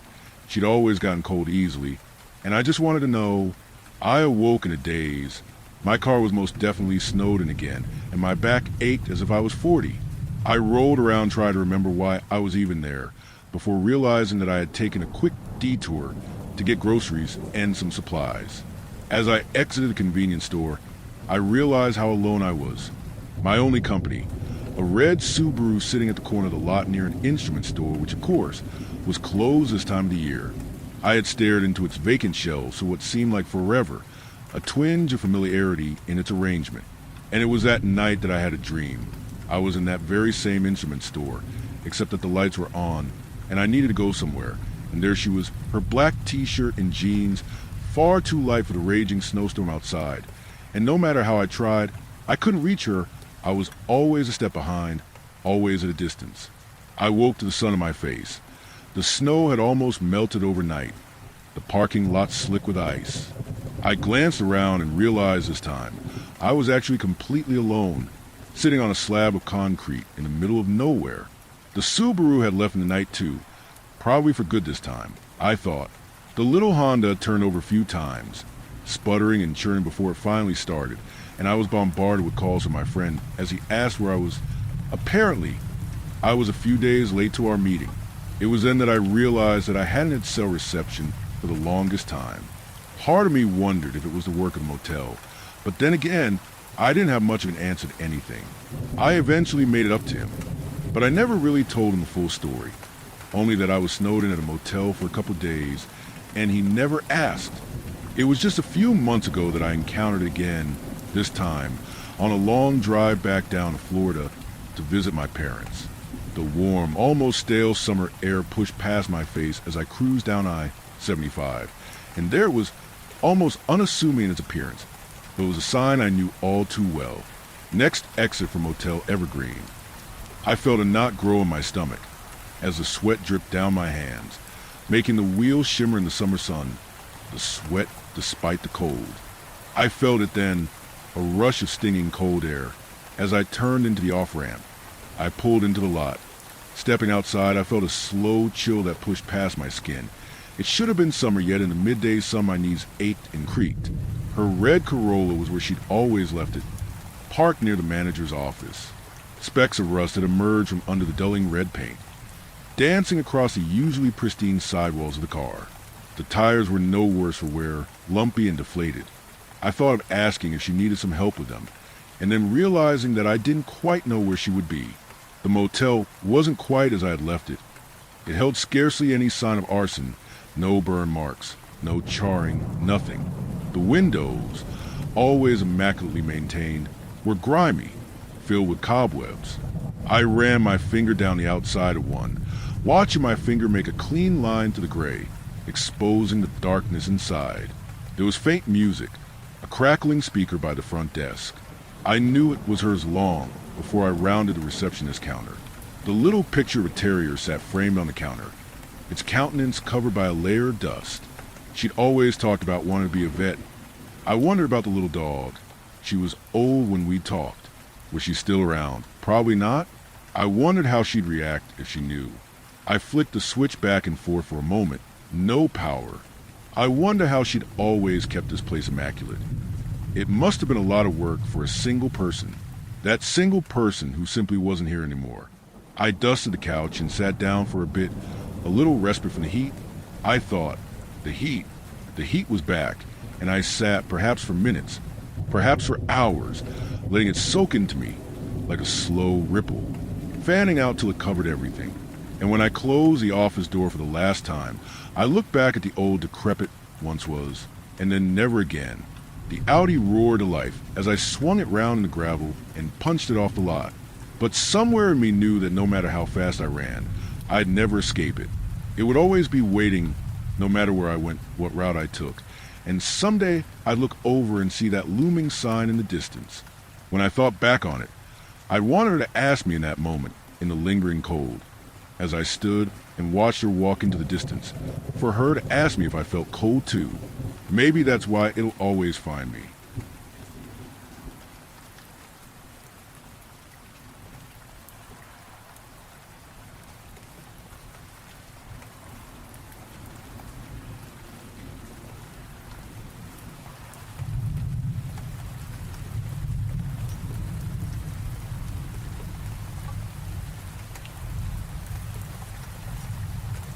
Story 9. The Nazis opened a portal to hell in the Arctic. I was sent to close it.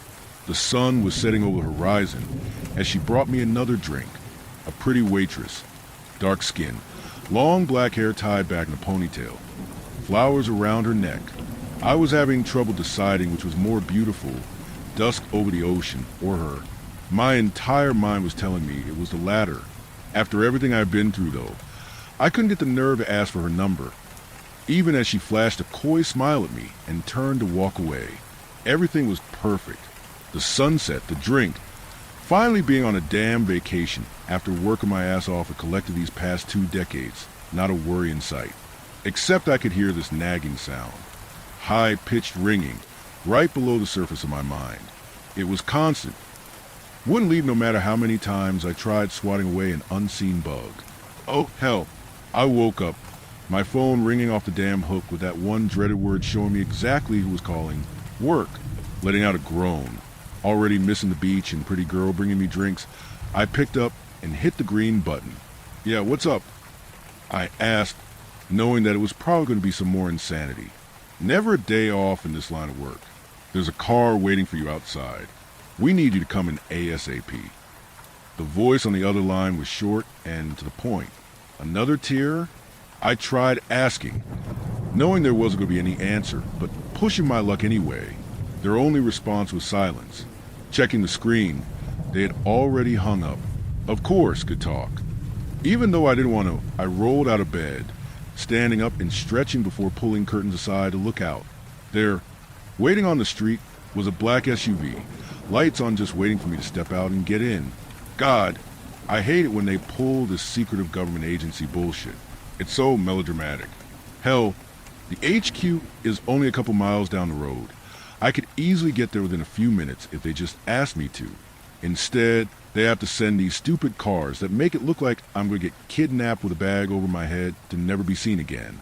Just for the hell of it, I made them wait while I grabbed coffee and got dressed. Hell, the driver is probably getting paid by the hour. They should thank me. It's not like collective higher-ups are going to give a damn if I'm a few minutes late anyway, right? Not to mention it's 3 in the damn morning. So my restful sleep and nice dream got interrupted. I at least need some coffee as compensation. The driver didn't say anything to me as I got into the car, just started driving me towards downtown. I sipped my coffee as we went, curious about what kind of fresh hell the collective was calling me in for at this hour. Think I'm going to man some vacation time after this. No matter how small time the job may be, I've earned it, damn it. Especially after all that I've done with the Cognizant program and closing up these damn dimensional tiers. God, please don't let this be another tier. A reality aberration that's come through to our world that I can deal with. A whole tier in the fabric of reality, though. I've only got so many of those left of me before they take me out for good. Hopefully, they at least give me a good team for this one, if that's the case. The collective HQ was a tall, unassuming building in the middle of downtown. A little sign on the front had it labeled as a marketing agency, though I have no clue if there was any marketing business run out of the upper floors. Hell, I have no idea why the building is so tall. Everything that we worked with in the collective was underground, in a massive network of tunnels and sub-basements right below our feet. This place stretched for miles and held unspeakable horrors from the aberrations that we had put away in years past. If this place ever came under attack or fell in some way, well, humanity isn't far behind. In our universe, at least. The driver parked on the curb, still not saying a word as the doors unlocked and I stepped out. Humid, hot air rushed past me as I quickly walked toward the building, pushing through the double doors and making my way across the lobby to the elevator. The usual spot, sub-basement 4, lit up as I scanned my badge on the elevator console. A brief hum and stutter, then the elevator was heading down. It opened into the same off-white, fluorescent-lit hallways that I've been seeing for the past 20 years. Hell, I don't think I remember a time before the collective at this point. Just endless chases to close tiers and capture aberrations. The hallway was almost always empty here, despite the constant bustle that this place is going on. After a few minutes of walking alone, I finally saw an older man standing outside one of the briefing room doors. Agent Harker, good to see you again. Ronald, the old man, stuck out a hand to shake. I took it, giving one good grip before letting go and following him into the room as he started speaking, though I'm sure you can't say the same. Always some new shit show when we have to call you in. Interrupted a nice dream I was having. I grunted, taking a seat at the small table and opening the folder he threw down in front of me. For a second I thought the pictures inside were black and white, but after staring for a moment I realized I was looking at a bleak, icy landscape. So, where are you sending me? Arctic, Ronald said, sitting down across from me. We have a hell of a problem. Pardon the pun. Scanning over the file, I started to put together what he was talking about. Arctic Research Base. Studies in occult powers that open a tier between dimensions. Jesus, the Nazis? Been a while since I've seen these bastards involved in anything. How the hell was a Nazi base still holding out in 2025? I asked, looking up at him. Honestly, I'm as surprised as you are. We only just found out about this place from a defector that showed up on our doorstep. Said there's been this faction of the SS out there since before Hitler. Apparently they just holed up and didn't leave after he decided to have himself a little lead snacked down in that bunker. Kind of became their own thing, looking for ways to bring him back through unnatural processes. Ronald said, leaning back in his chair and lighting up a cig. Sure as shit they found a way to... You're fucking with me. I'm hunting down Hitler? I asked, looking up at him from the files. If only it was just that. God, what a clusterfuck. Ronald shook his head now, leaning forward and taking a long drag off a cigarette before going on. They opened a portal to hell. Harker. Oh, come on, I said, pushing the file away and rubbing my eyes. It was way too early in the morning for shit like this. So this isn't just a tier we're dealing with, but a straight-up hellscape. Yes, and it's spreading. The longer the portal is open, the more ground it starts to cover. Currently, it's infected a 5-mile radius from the base. Thankfully, they put the damn thing in the Arctic instead of somewhere on their home turf at the time.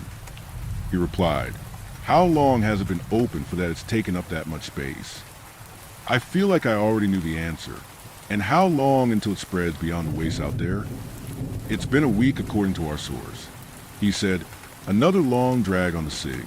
And according to calculations, We have a month before it starts creeping towards the shores of Greenland and northern Canada, so we're on a major time crunch. Oh hell, I muttered, to which Ronald let out a dry laugh. Quite literally, yes. He responded, you'll be going in with a 3-person team.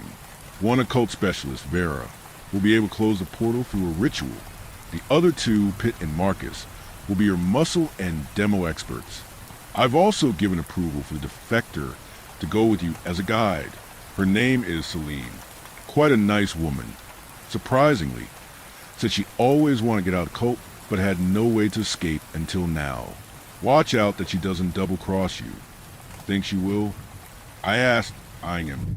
Ronald usually had a good nose for things like treason and betrayal, but I also knew he had a history of being soft on pretty women. From the picture of her in the file, she was definitely in that category. Early 30s, long dark hair, deep green eyes, and a soft face that had definitely been through some shit. With any luck, she was telling the truth and just wanted out of the hell hole she escaped from. Worst comes to worst, she dies with the rest of them when we close the portal. I certainly hope she doesn't. She could be a valuable asset. He said, stamping out the now spent cig in an ashtray on the table. Speaking of assets, nothing leaves this place, understood? No liabilities. No survivors. Whoa, hold on. You said this was basically a compound, right? Families and stuff?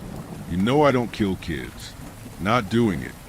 I said, starting to stand up and looking him right in the eyes. You don't have to worry about killing any kids.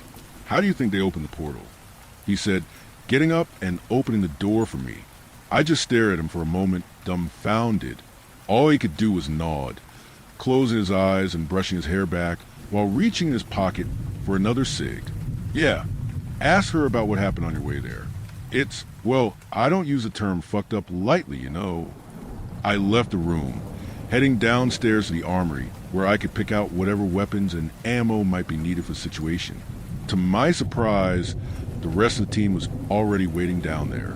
Vera, a woman my age with dark auburn hair and slender frame, gave me a wave as I walked in. We worked together before on a tulpa case down in New Orleans years ago, and I'm pretty sure she saved my ass more than once on that trip. The others, Pitt and Marcus, looked like the number 10 standing next to each other. Pitt was tall, wiry, with a big bald spot beginning to show on his head, even though he was barely past his 30s. Pitt, meanwhile, was one of those guys that looked like he was heavy set, but was really just an insane amount of muscle disguised by his build with a massive bushy beard to match. They were taking guns and explosives off the walls, stuffing them into tactical bags as preparation. I made my way to Vera for a rundown on what they had so far. Got the essentials? I asked. She just nodded in response, tossing me a jar of clear liquid, holy water. I've already put in an order for all our ammo to be dipped and consecrated while they're at it. 2. Ronnie give you the rundown on what we're after already. She replied, Nazis, a hell gate, the frozen tundra of the Arctic. I've played Wolfenstein before. We'll be all right. I sighed. She just chuckled. If only it was that easy. She said, look, if we run into Mecha Hitler, then I'll worry. I joked, half flirting with her. I tried to stay away from interwork relationships, but she was, wow. Not much else to say there. Her smile was dazzling. Think you two can wait to fuck after the mission is over? Pitt shouted across the room. I flipped a middle finger at him as Vera just laughed, turning back to her work. In her tack bag, I saw the usual arsenal for fighting off the unholy. Holy water, a couple crosses, and quite a few old, dusty books with strange runes on the front, likely Aramaic, used for casting the rituals to close the portals, or open them, if that's something one was stupid enough to try. Where's the defector? I asked, looking around now. My question was answered almost immediately. She was sitting next to one of the far walls, staring straight ahead as if there was nothing going on around her. Poor woman had that vacant 1,000-yard stare that I've seen so many times on these missions after something bad has happened. Jesus, she looks rough. Yeah, she's been through some shit. Vera replied. We continued preparing in relative silence, gathering weapons, ensuring we had everything possible we may need to face the threat of hell we were walking into. After about 2 hours, we were ready. heading up to the roof. A chopper was waiting for us, ready to fly us over to the airport for the long flight ahead. It was a short ride, everyone sitting in quiet as the hum of the blades above drowned out any attempt at conversation. When the airfield appeared, a cargo jet was waiting for us, already loaded with comms equipment, so we could report back to HQ as needed for backup or just to send updates. We loaded in, taking off not long after. We all sat, saying nothing as the ground was left far behind, the relative safety of home with it. "So you were a Nazi?" Marcus asked Celine almost point blank, breaking the silence as we flew. Pitt let out a laugh as Vera just groaned. "Don't antagonize her, Marcus. She's the one guiding us when we get there." I said, "No, it's fine." Celine replied. Her voice was soft, quiet, a slight tinge of German accent underlying her English. "I was born as one of them. Yes. Now, I want all of them to burn. Hell, yeah, I'll drink to that." Marcus said, raising a small flask. Vera smacked it from his hand, spilling an unknown spirit all over the floor. "Hey, that was my only one. You're about to go on a very dangerous mission, where all of us are risking our lives. You can handle being sober until we make it back alive." "Jesus," Vera scolded him, making him turn bright red under the bushy beard. She turned back to Celine. "What made you want to get out?" "I grew up hearing all about the glory of the Reich, being told that we were the ones who were going to restore power to this world." She started, sitting forward with a sigh. "Do you have any idea what it's like growing up and never seeing the sun? It's cold up there. We were told we could never go outside, never let the corruption of the world in. We were told we had to stay pure for the day the Fuhrer returned." "Oh, here we fucking go," Pitt whispered, grabbing Marcus' flask from the floor and tipping it up to his mouth for any dregs of alcohol he could manage. "When I was 20, I was chosen. I was one of the ones who would keep the Fuhrer's legacy alive. Even after he had been gone for decades. Through some of our scientists, I was given a child, a beautiful daughter I named Annalise. She was strong, beautiful. I raised her to be kind and caring to those around her. She was the only warmth I ever felt in that cold compound. So long as she was near me, the light of 1,000 suns paled in comparison. Then they took her from me." She said, eyes going cold as small tears began to form in the corners. These bastards. They held me back as I screamed and clawed at them to let me go, let me take her from there. I saw them lead her into a circle with the other children and slit her throat, spilling blood onto the gateway. They traded her life for power, without ever thinking that she could be destined for greater things. She broke down crying now as Vera moved over to put a hand on her shoulder.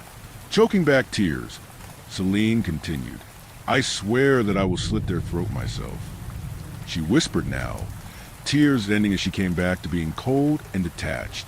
"They have taken the only sunlight I've ever known. I shall make them feel the cold absence of the sun for eternity in return."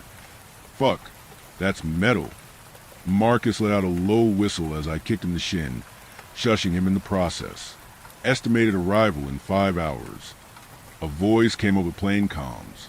"All right, everyone get some rest and be ready to go as soon as we reach the destination. Got it?"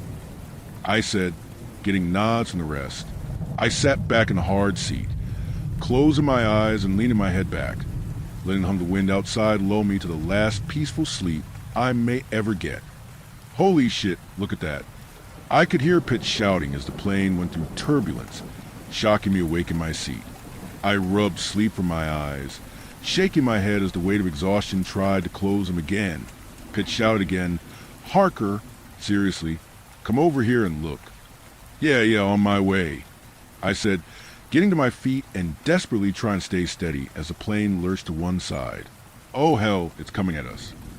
Marcus shouted, diving past me back to the seat. "The hell are you talking about?" My question was barely out before I got to the window and saw for myself. I'll be damned. A massive creature was flying right beside our plane, at least a half the size of the cargo jet we were on. It was, well, I don't think there was any way it was friendly. Long, leathery wings held aloft, flapping in the cold air. Its head was vaguely human, with a pointed, reptilian snout that ended in slits. A jaw full of sharp teeth was set under, but the biggest thing that stood out was twofold. Eyes that looked like they were at the same time black as soot and blazing with fire. Atop its head were massive, curling horns that looked like they could easily gore through a horse and keep going if it chose to. I swear it looked directly at me before diving into the plane again, side swiping it with a massive, humanoid hand that ended in sharp claws. We could hear metal tear as it breached the hull, sending the plane careening off in the other direction for a moment. Everyone hang on to something. We're going down. The pilot came over the PA with a warning right as the demon made another swipe, this time cleaving the wing straight off the plane. Alarms began blaring as we quickly began to tip forward, gravity taking hold as pilots desperately tried to keep us steady. I could feel the plane trying to spin, keeling one way as the demon let out a screech that could be heard over the wind and blaring alarms, full of anger, pain, and hatred all at the same time. Strap in, I shouted at the others as we all dragged ourselves to seats. Working against multitudes of G-forces that were trying to throw me every way possible, I managed to get back into the seat and pull the belt over my body. There was nothing else I could do but close my eyes, grit my teeth, and pray we didn't end up as a bloody smear on the ice outside. The howl of the demon came through the hull again, telling us that even if we made it out of this, there was more to contend with if we just wanted to survive. Sound of wind mixed with the alarm as we spun faster and faster. One of the others, I think Pitt, started making retching noises as we went down, spewing up whatever little food he had in his stomach alongside the alcohol. I held on tight, trying to ensure my body wasn't too tense, because it would only make the impact even worse when we finally hit the ground. All right, we're coming in hot. I'm going to get him a little surprise, though. I can see the base. The pilot said over comms before another ungodly sound of metal tearing interrupted him. The plane pulled to one side, leveling out for a brief second, before we could feel ourselves drop through the air once more. Just for a moment, there was peace. The next moment we were all jolted by the impact as the plane hit the ground, throwing debris everywhere. I was knocked out, though only for a few minutes, I think. When I awoke, the alarm was still blaring, but Vera was standing above me, desperately trying to undo my seatbelt and pull me from the wreckage. Looking around, I could see the others all still alive, working to get their equipment from the quickly burning wreckage as flames began to catch. I got my wits about me, walking out of the down plane and seeing where we crashed. The moment the Arctic cold hit me, I was ready to throw myself back in flames. The others walked out beside me, looking at the small building we had crashed maybe 50 feet from with just one double door on the side as an entrance. We looked back to see the pilot clambering out of the cockpit, heading our way as we heard the hellish screech from above. That thing was coming back around, looking for any survivors that it could tear apart with those wicked claws. Don't worry about equipment. We need to get the hell away from that thing. I shouted, pulling a pistol from my side and starting to run for the doors. The rest got the idea, including Celine, and broke out into a desperate spring toward the bunker entrance. We all hit the door at once, trying to force it open as the demon came diving from above. As Marcus and Pitt pushed against the iced-over mechanism on the door, I pulled back, firing a shot at the demon to try and distract it. The pilot did the same, running off a few feet to try and distract, so the rest of us could get in. No, don't go too far. My warning didn't come nearly fast enough. Before we knew it, the pilot was gone, spirited into the air while sharp claws dug into him. The demon was carrying him in the lower claws where its feet were, and when it got up to a decent height above us, it made sure we knew what our fate would be if it got claws on us too. The damn thing grabbed the pilot by both feet, taking one in each hand, and pulled apart like he was a fucking wishbone, tearing him clean in half down the middle. Blood rained down, steaming in the cold Arctic air, before painting the icy tundra below in a terrible splatter. Hell with this. I made my way to the door, giving a few good kicks to break the ice loose on the mechanism before it burst inward.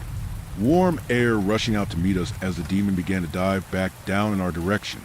We all ran in, throwing the doors closed behind us just as the demon crashed into them, almost coming right through if not for its enormous size. We wasted no time running further in, straight down the staircase in front of us to get the hell away from not only the freezing cold, but the thing that was now bashing at the door, desperately trying to get in so it could tear us apart just like the pilot. After 2 flights of stairs going straight down, we stopped to catch our breath. Everyone letting out massive gasps as we struggle for air. Safe, if only for a moment.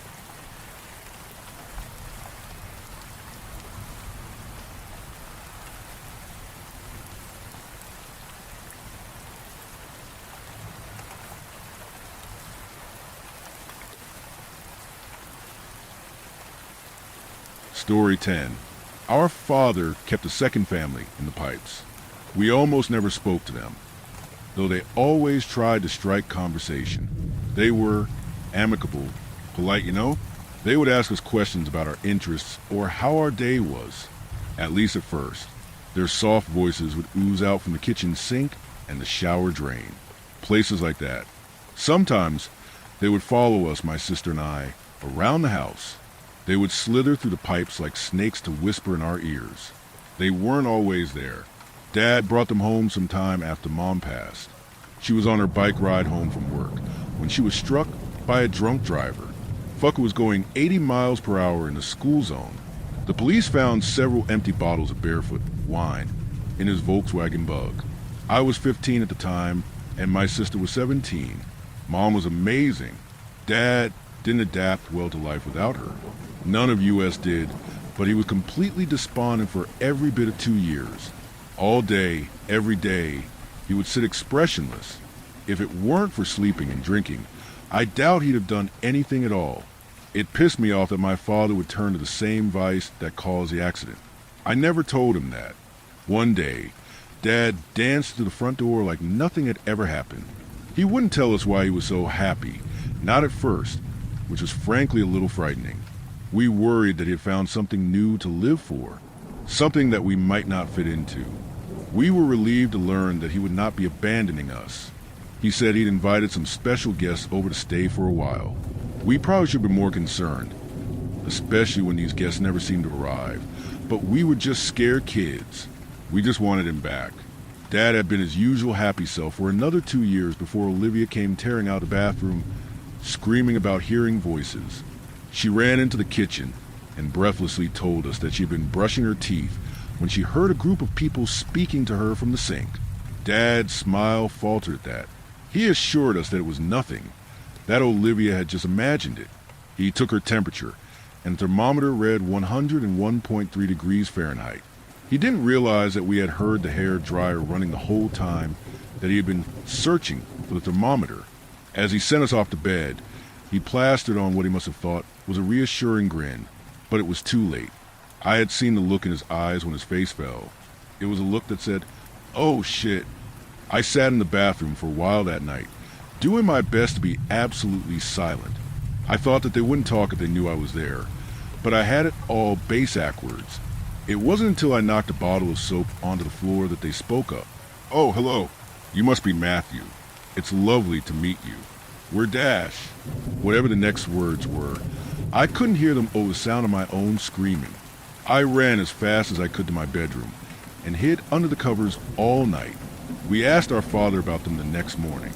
He wouldn't talk about it until I told him my experience to affirm Olivia's story. He said those voices in the pipes belonged to his other wife and his other children. He said it in the same way that somebody says that grass is green, as if we should intrinsically understand the bizarre bullshit he was spewing. Beyond that, he would only tell us that they're important to him and that he loves them every bit as much as he loves us. We heard him screaming in the bathroom that night. I tried to ask what was wrong, but he just yelled at me to go to bed. I cried myself to sleep. I think we both did, but I couldn't bring myself to ask Olivia, my sister, about it. Things changed after Olivia and I became aware of our father's other family. Dad started to seem less happy with his other family, and more just plain obsessed with them. We were losing him. Again, watching him slip away from us made a certain amount of sense the first time. We lost our mom, and he lost his wife. That crushing despair and sudden loneliness could defeat anybody. I never blamed him for the first time, but the second, I still don't think I've forgiven him for what those days were like. He would lock himself in the bathroom for hours and spend time with his second family. Our dinner started to shrink while the amount of pureed meat he poured down the drain grew. It didn't take us long to recognize that we were no longer priority. And it didn't take long after that for resentment to sprout within our hearts. They started to mess with us more often. One day, they called me a litany of slurs and told me to jump off a bridge. The next, they read out every word of Olivia's diary. At least, that's what I assumed based on how long it took for them to stop. I didn't want to help them intrude on her private life, so I went outside. I stopped showering after my father's other wife made a pass at me from the shower drain. Small things started to go missing from the bathrooms and the kitchen area. Toothbrushes, lotion, chest pie, and several apples. I could go on. We tried to confront Dad. Once, Olivia and I screamed at the bathroom door as we pounded with both fists. He gently opened the door and spoke to us in a whisper. "You guys need to get out of here." And then louder, "You are interrupting family story time, and it is frankly very rude." So that's what we did. We left the house for a little while, sleeping in the car and feeding ourselves with the cash we had swiped from Dad's dresser. We came back after a couple of days. I'm still not sure if we were just going back to get more cash, or if we were willing to try again with Dad. We never got the opportunity for the latter. The house appeared to have been ransacked. Every edible morsel had disappeared, presumably down the drain. We found our father slumped over bathroom sink with a knife in his hand. His skin was gray and his eyes looked glassy, like a doll's eyes. Chunks of flesh had been hacked out of him. A bloody scrap of his thigh, still clutched in his fingertips, lay dangling over the drain. As Olivia and I stood in horror, we watched a long, slender appendage like a butterfly's proboscis rise from the drain and yanked a ragged piece of flesh out of our father's cold, dead hand. It didn't hurt as much as it should have, which hurts in its own way. I think I must have gotten used to the idea of losing him, or maybe I just hated him enough in that moment to pretend I had. I numbly dialed 911, and after explaining the situation, I took one last glance at my father's corpse. I wanted to cry, but the tears never came. I tried to tell the cops what had happened when they came to collect what was left of Dad. They just threatened to have me committed if I kept making shit up. Olivia didn't bother trying to explain. We were both asked a lot of questions. The cops put us under orders not to leave town, as we were suspects in our father's murder. I was devastated when I heard that news. The only thing I wanted to do was put as much distance between me and what used to be my home as possible. Olivia's barely contained sobbing told me that she felt the same way. The state was not comfortable with leaving two minors unattended, so my Aunt Gertrude came down to stay with us. To her credit, she tried really hard to understand. There was no real way for us to explain to her why we weren't brushing our teeth or bathing as much as we should have been. My father's other family didn't seem to want Gertrude to know about them. The few times we tried to show our aunt the second family her brother had adopted, they went silent. In hindsight, it's obvious what they were doing. They wanted us to feel isolated so that we would talk to them. Then they could manipulate us the same way they had done to Dad.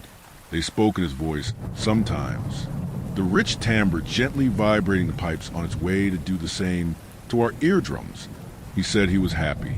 He said we could join him and his second family in the pipes. I've always told myself that there was nothing of my father in the thing abusing his voice, but to tell you the truth, I'm not sure I cared if there was. We weren't going to take it anymore. Did you get it? Olivia asked after school one day. I had been playing hooky and buying supplies. 5 bottles of Drano styrofoam and gasoline, just like you said. I felt proud of myself for getting exactly what she had requested. "What's it for?" "Napalm," came her reluctant reply, and the meek way she said it told me that she knew it was absurd.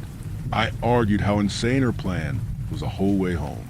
In the end, she relented, and we agreed it would be an absolute last-case measure. 5 bottles of Drano later, and our father's other family had only reacted with groans of mild discomfort, like how you might sound if you got splashed with water on a cold day. I was desperately trying to brainstorm other ideas when they stopped groaning and spoke again. "You're wasting your time. It's better down here." It was our mother's voice. I'm not going to lie to you. We kind of lost our shit after that. Not with fear, but with anger at the audacity of this thing. It had taken our father, and now it was soiling the memory of our mother. We screamed ourselves hoarse and brought bedlam down upon the bathroom. We broke pretty much everything. We threw anything that wasn't nailed down at the sink in blind rage. After that, I collapsed against the wall, crying in a way that I hadn't since Mom had her accident.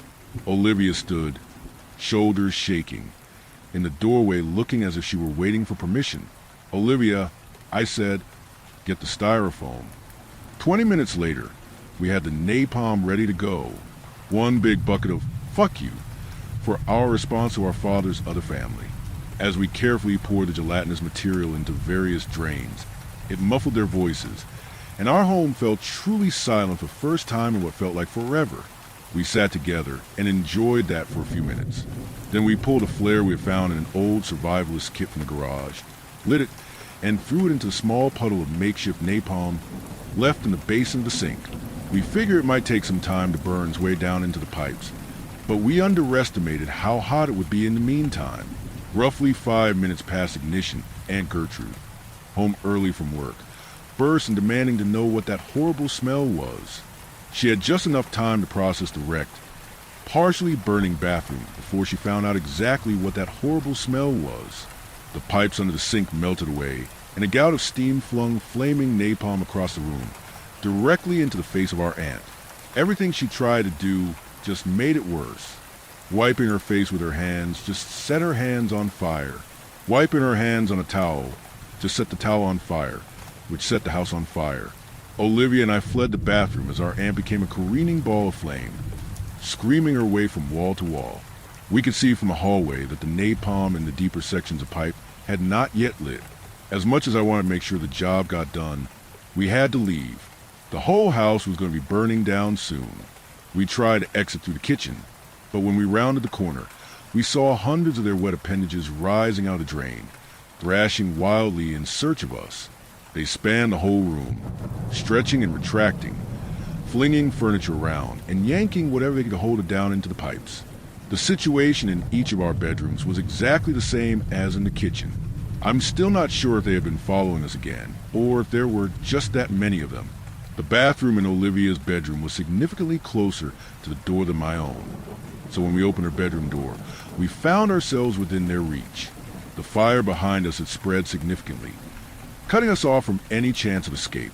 The door began to shake as our father's other family tried to work their tubular appendages around the doorknob. The door opened slowly, and we could only watch as the slender limbs approached us. They lashed out with all the skill and speed of a snapping turtle, missing their mark by mere millimeters. It wasn't until this moment that we got a good look at their proboscises. They were tongues, black as soot and stretched beyond recognition. I thought it was over for us until our pursuers were intercepted by something that had come flailing down the flaming hallway. It was Aunt Gertrude, still fully aflame and still fully panicking. Their black tongues yanked in unison, pulling Aunt Gertrude across the room and down the drain with a sickening series of cracks, pops, and squelches all taking place in the same half-second. Her body contorted wildly as she was pulled down the drain, bone by bone. Moments after they had taken her down, their screams began. Aunt Gertrude's still flaming corpse had ignited the napalm that had melted down into the pipes. They must have screamed with every voice they'd ever heard, including mine and Olivia's. There was no time to mourn our aunt or to relish in the agony of the beasts. Now that the rest of the napalm had ignited, the fire in the house was growing exponentially. We ran through Olivia's now empty bedroom and jumped out the window. The house burned to the ground. We didn't stick around to make absolutely sure they were dead, but we saw the thin shadows of their flailing appendages dancing on the burning curtains. That was enough for us to feel satisfied in washing our hands of it all. Olivia and I got in our father's 1993 Ford Bronco, and we left. We abandoned our old lives and identities entirely. We were already murder suspects. We were not about to beat arson charges, not to mention the accidental murder of Aunt Gertrude. So we just drove away without any idea of where we were headed. Anywhere had to be better than what used to be home.